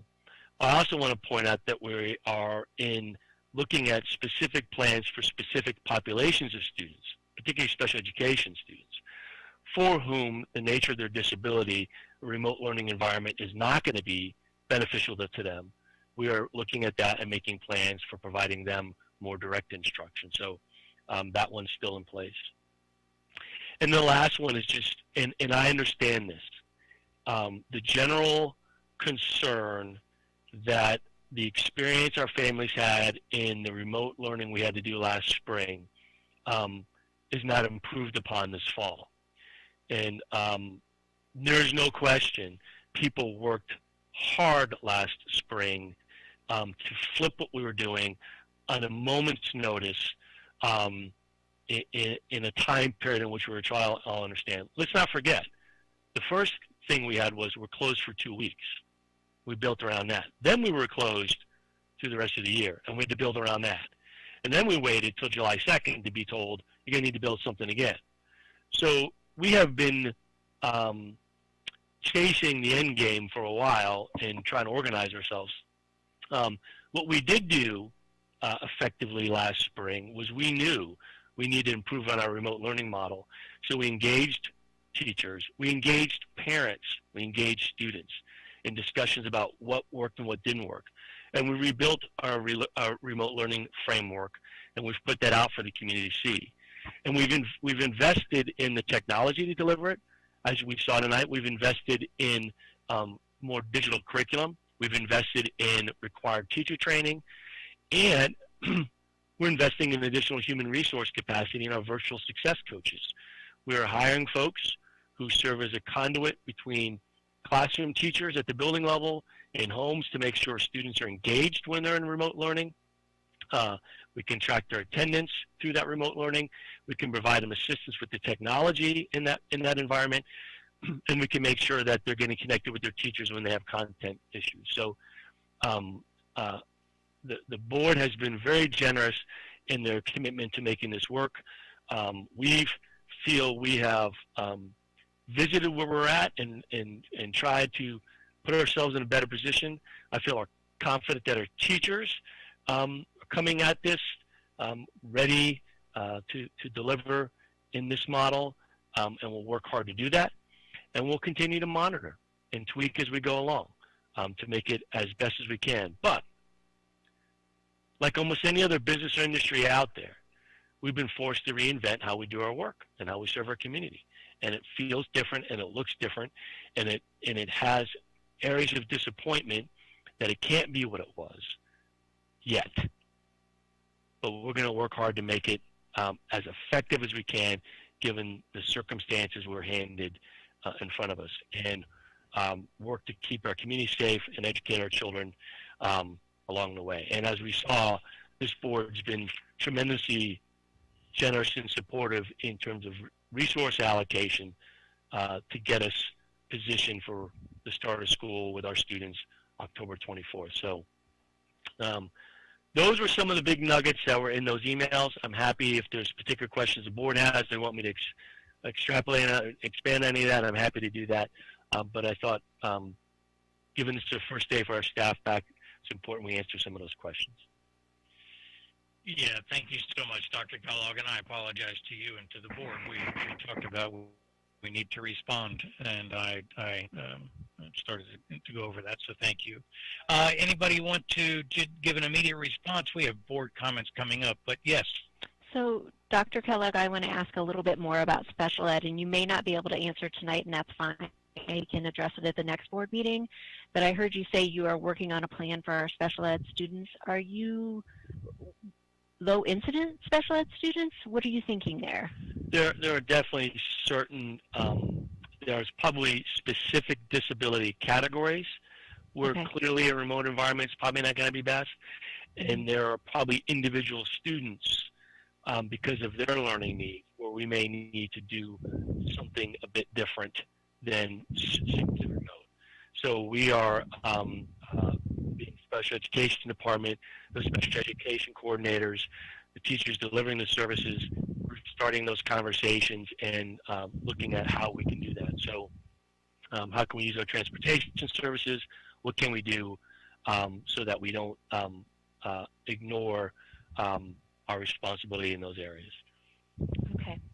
I love that. One thing I'd like to put on your radar, I know there are many kids that are like right on the bubble, probably don't qualify for an IEP or a 504, but our educators, after they get to know them, jump in and do that little bit extra that they need. Is there a plan being put in place for that, or tell me your thoughts about that? I think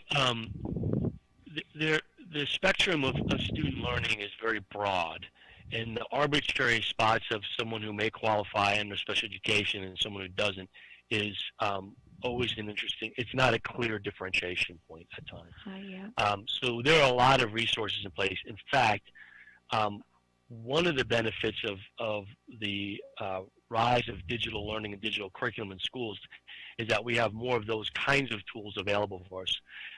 Technology, digital curriculum materials that do diagnostics and analyze student performance and then deliver learning activities specific to those areas of need for students. So we have those kinds of tools to diagnose and then provide interventions through the digital environment. We're already using those. Now they just become an additional tool. And I think those virtual success coaches serve in that function as well, where as they work with students, if they see someone stumbling or falling behind or struggling, they can reach back to a teacher and say, how can I help you? What resources might we bring to this child to move them forward, to differentiate their instruction? So, and we still have our support staff online, our teacher aides, et cetera, that are still there to be able to direct resources. In fact, if anything, is probably an awkward way to look at it, but all we're doing and worrying about is instruction. So we're not worried about lining up and going to the bathroom. We're not worried about getting off the buses. We're not worried about recess, which, we're missing all those things. But really, it is this concentrated focus on delivering instruction through this environment to all kids that we can kind of capitalize on. And what we're seeing from our staff is they're tremendously creative and inventive and child-centered, and they're grabbing these tools and making them work. I had a great conversation with some of our elementary teachers, sharing with me some ideas on putting together some logistics. Let's take handwriting samples in our young people. That's hard to do in a digital environment. Asking a first grader to do a handwriting sample, scan it, upload it, put it in the PDF and email it to me, or upload it to Schoology might be out of their skill set. But looking at logistics for delivering materials between homes and schools as part of our programming, because we have transportation services, is one of the areas we're looking at to not miss a part of the instructional experience that our teachers are saying important. So those conversations are helping us continue to build on this remote environment and get better at it. But it will never replace being in a classroom with a teacher without a mask on or a face guard and having to stay 6 feet away. It'll never replace that. And we know that, and we look forward to being back like that as well. So my concern really wasn't so much the tools. I feel very confident with that. It's giving the teachers the ability to have that one-on-one time and getting to know their students, because I know that's what the student and the teacher is craving, right? To be able to identify if they need that little something extra. And you're right. I'm sure there are educators out there. They know how they're going to do it. They have a plan. It's just one of those things that I keep thinking about that I can't wrap my head around. So I appreciate that. And I would love to hear more going forward. Again, if we talk about special ed and maybe we could let people know how that's happening, that would be fantastic. And then our IEP and 504 kids, tell us how you're going to address just meeting those needs. Will that be the teacher identifying those through Power School and making sure they're met that way, or some of the extras that kids receive service-wise, even if it is fine motor or large motor? I'm thinking about all those things too. So both those students that fits in those categories, that's where we're looking at where do we need to enhance those services, whether or not we need to bring them in for specific things, or whether that can be done remotely. So that will play out. Our special education teachers, our intervention specialists are all part of these teams that will be still working with teachers. We're still responsible for all the components of the IEP. Those services still need to be delivered. And if they can't be, then they wrap into what's legally called compensatory services, where we have to, and we're looking at that from the spring. I think part of our general goal is to reduce the need for those compensatory services in the future by finding ways to deliver on that more now. So small group instructions, special education service providers that can meet with kids, doing that live through our virtual environments, through Schoology. We can use those tools to do that. Using diagnostic assessments, all of those components that we normally do in the classroom, how do we modify them in this environment to meet those kids' needs, I think is part of it. Okay. And I think it would be helpful, one of the things you said, Ms. Davidson, sparks to me things, I think down the line it would be helpful for us to bring a couple of our teachers and maybe demonstrate what they're doing. I'll reflect, again, I was talking to some of our educators recently, and one of them was very involved in summer school, which, if you recall, we did totally remotely. Yeah. And she was reminding me just how positive experience that was. Feedback from families about that, and how we've capitalized on that to inform what we're doing. So I think there's some opportunities for us to maybe bring forward to the board and to the public to see what are we doing in that remote world? What does it look like moving forward? So I'll make a note to see what we could do there. Thank you. Great questions. Really dealing with that is a significant work in progress. It sounds like to me, and some really good people at work. I do like the idea. I don't know if Tracy, you mentioned it, or John, bringing some people in and sharing with us what they are doing over the next few weeks. This is what we're thinking about, and that's really very helpful to me. Very helpful to me. Any other feedback to that at this point? Thanks, John, for going over those. I'm sorry that I almost cut that off. Really very important to do that. 1401, board comments.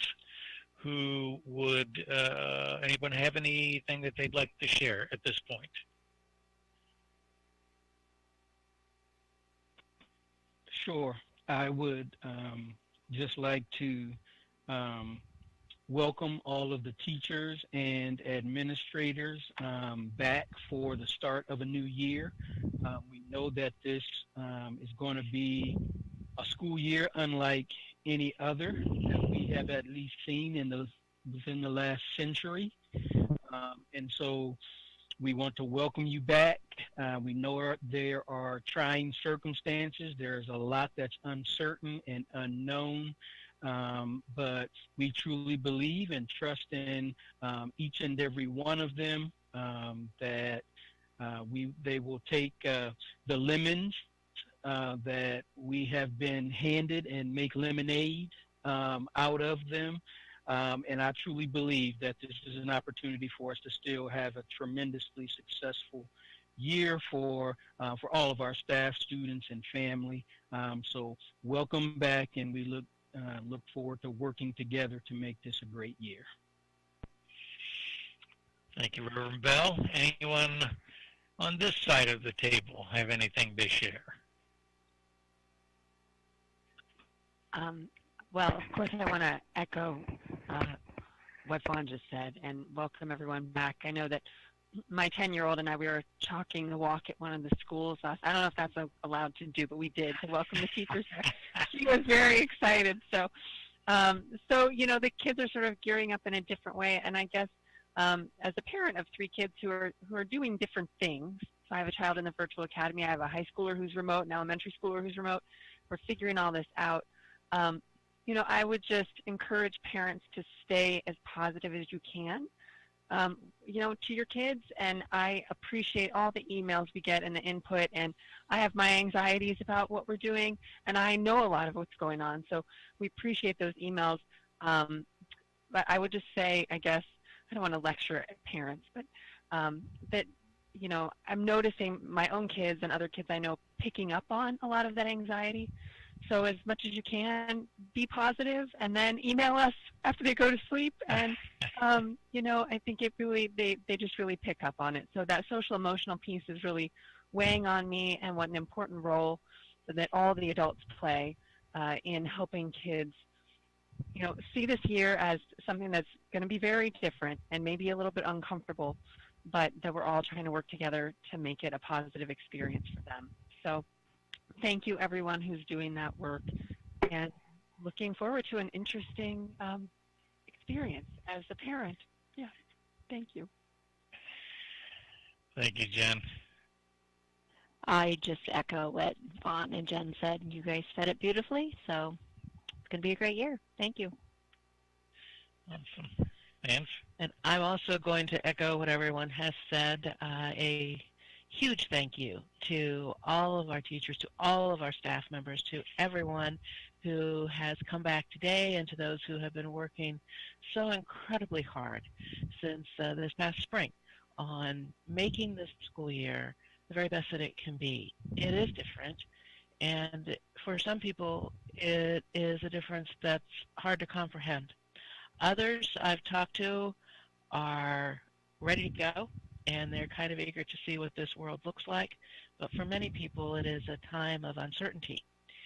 I too think, as do my board colleagues, that there is much good that can come out of this year. And much of that is due to the adults in the room.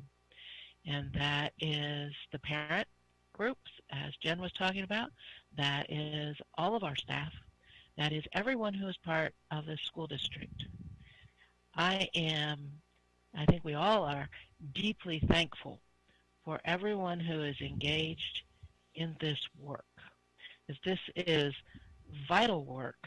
It is pivotal work to the health and the development of our children.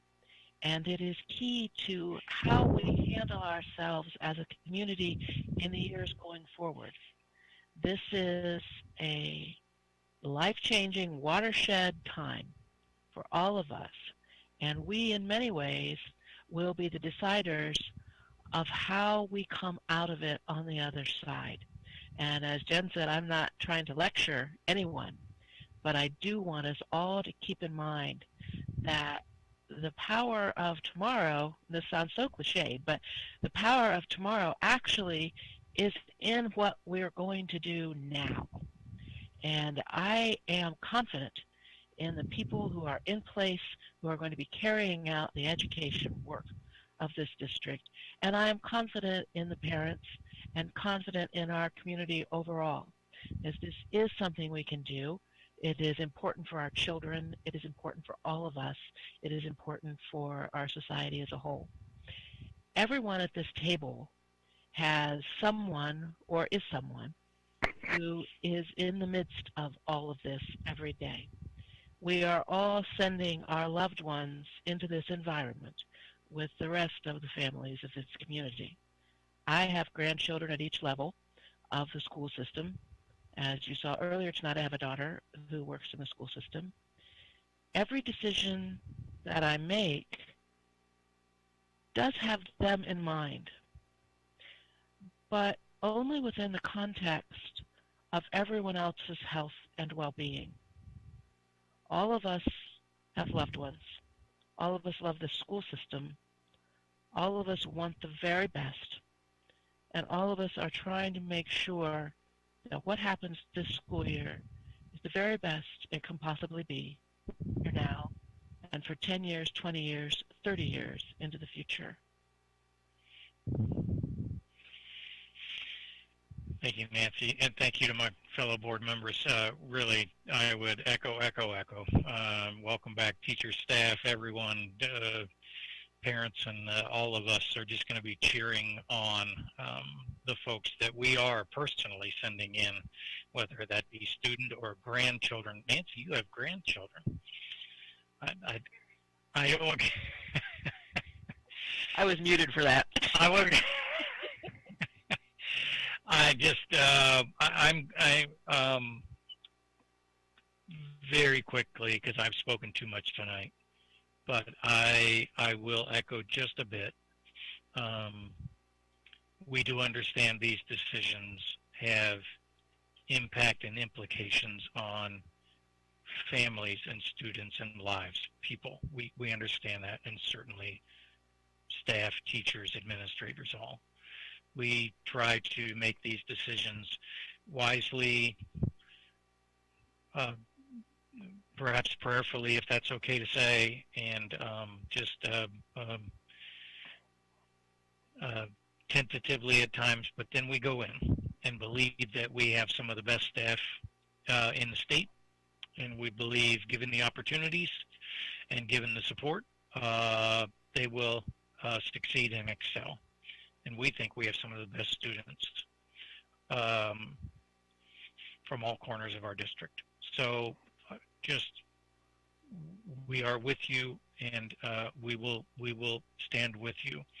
I'm going to cede the rest of my time to, I'm going to ask very quickly, Mr. Dorn, are you still on this call? Are you still in the room?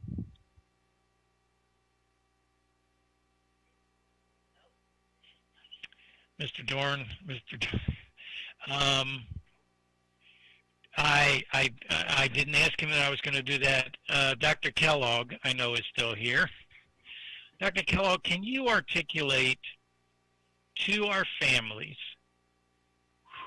how to access the meals? If nothing else, I want to remind people need to sign up for that, right? This is a proactive process. So I'm speaking to anybody listening to this board meeting. If you know anybody that has some food insecurity, some struggle in that area, please reach out, and they need to proactively sign up for that service, correct? Correct. They need to opt in through our free and reduced lunch program. So that information's gone out. It's available, and we just need to encourage people to not ignore that if they're eligible, they should apply, because the way the guidelines work, they have to opt in. Yes. For the program. Thank you. I apologize to Mr. Dorn. I'm sure he had another meeting to go to. He's on now. Did you hear what I was? I just think it is so important. And Dr. Kellogg's right. You have put the word out already, but can you put the word out one more time? This is very important to some of our people. I don't want to see families struggling with this food issue. Can you just remind people, here is what you need to do? Absolutely. We actually are going to include in our building communications this week, everything that a family needs to do to both apply for the application for the to be part of the maybe if they see if they qualify for free and reduced lunch, but also then to opt into the food program for our remote learning. We're going to do that at the school level this week, but then we're going to follow up again with at the classroom level the following week. So we are going to continue to push this message forward. Great, thank you. It just simply breaks my heart to think that that message might miss somebody. And I know you sent it out already. And I know you're going to send it out now through school and classroom. Great.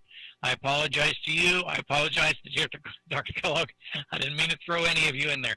That means a lot to all of us up here on the board. So thank you, Scott, very much. Appreciate it. Moving on to agenda item 15, dates, times, locations, next meeting. Westerville City School Board of Education will meet in a hybrid virtual meeting 6 p.m. Monday, August 24, here in the Early Learning Center. Agenda item 16.01. We would like a motion and a second to adjourn this meeting. So moved. Second. Thank you very much. Any discussion, debate on that? Hearing none, would you please call the roll, Ms. Marshall? Mr. Bell? Yes. Mrs. Davidson? Yes. Mrs. Altman? Yes. Dr. Nestor Baker? Yes. Mr. Velardo? Yes, we are adjourned, and I ask all board members to stay in place for just a moment. It's 8:45.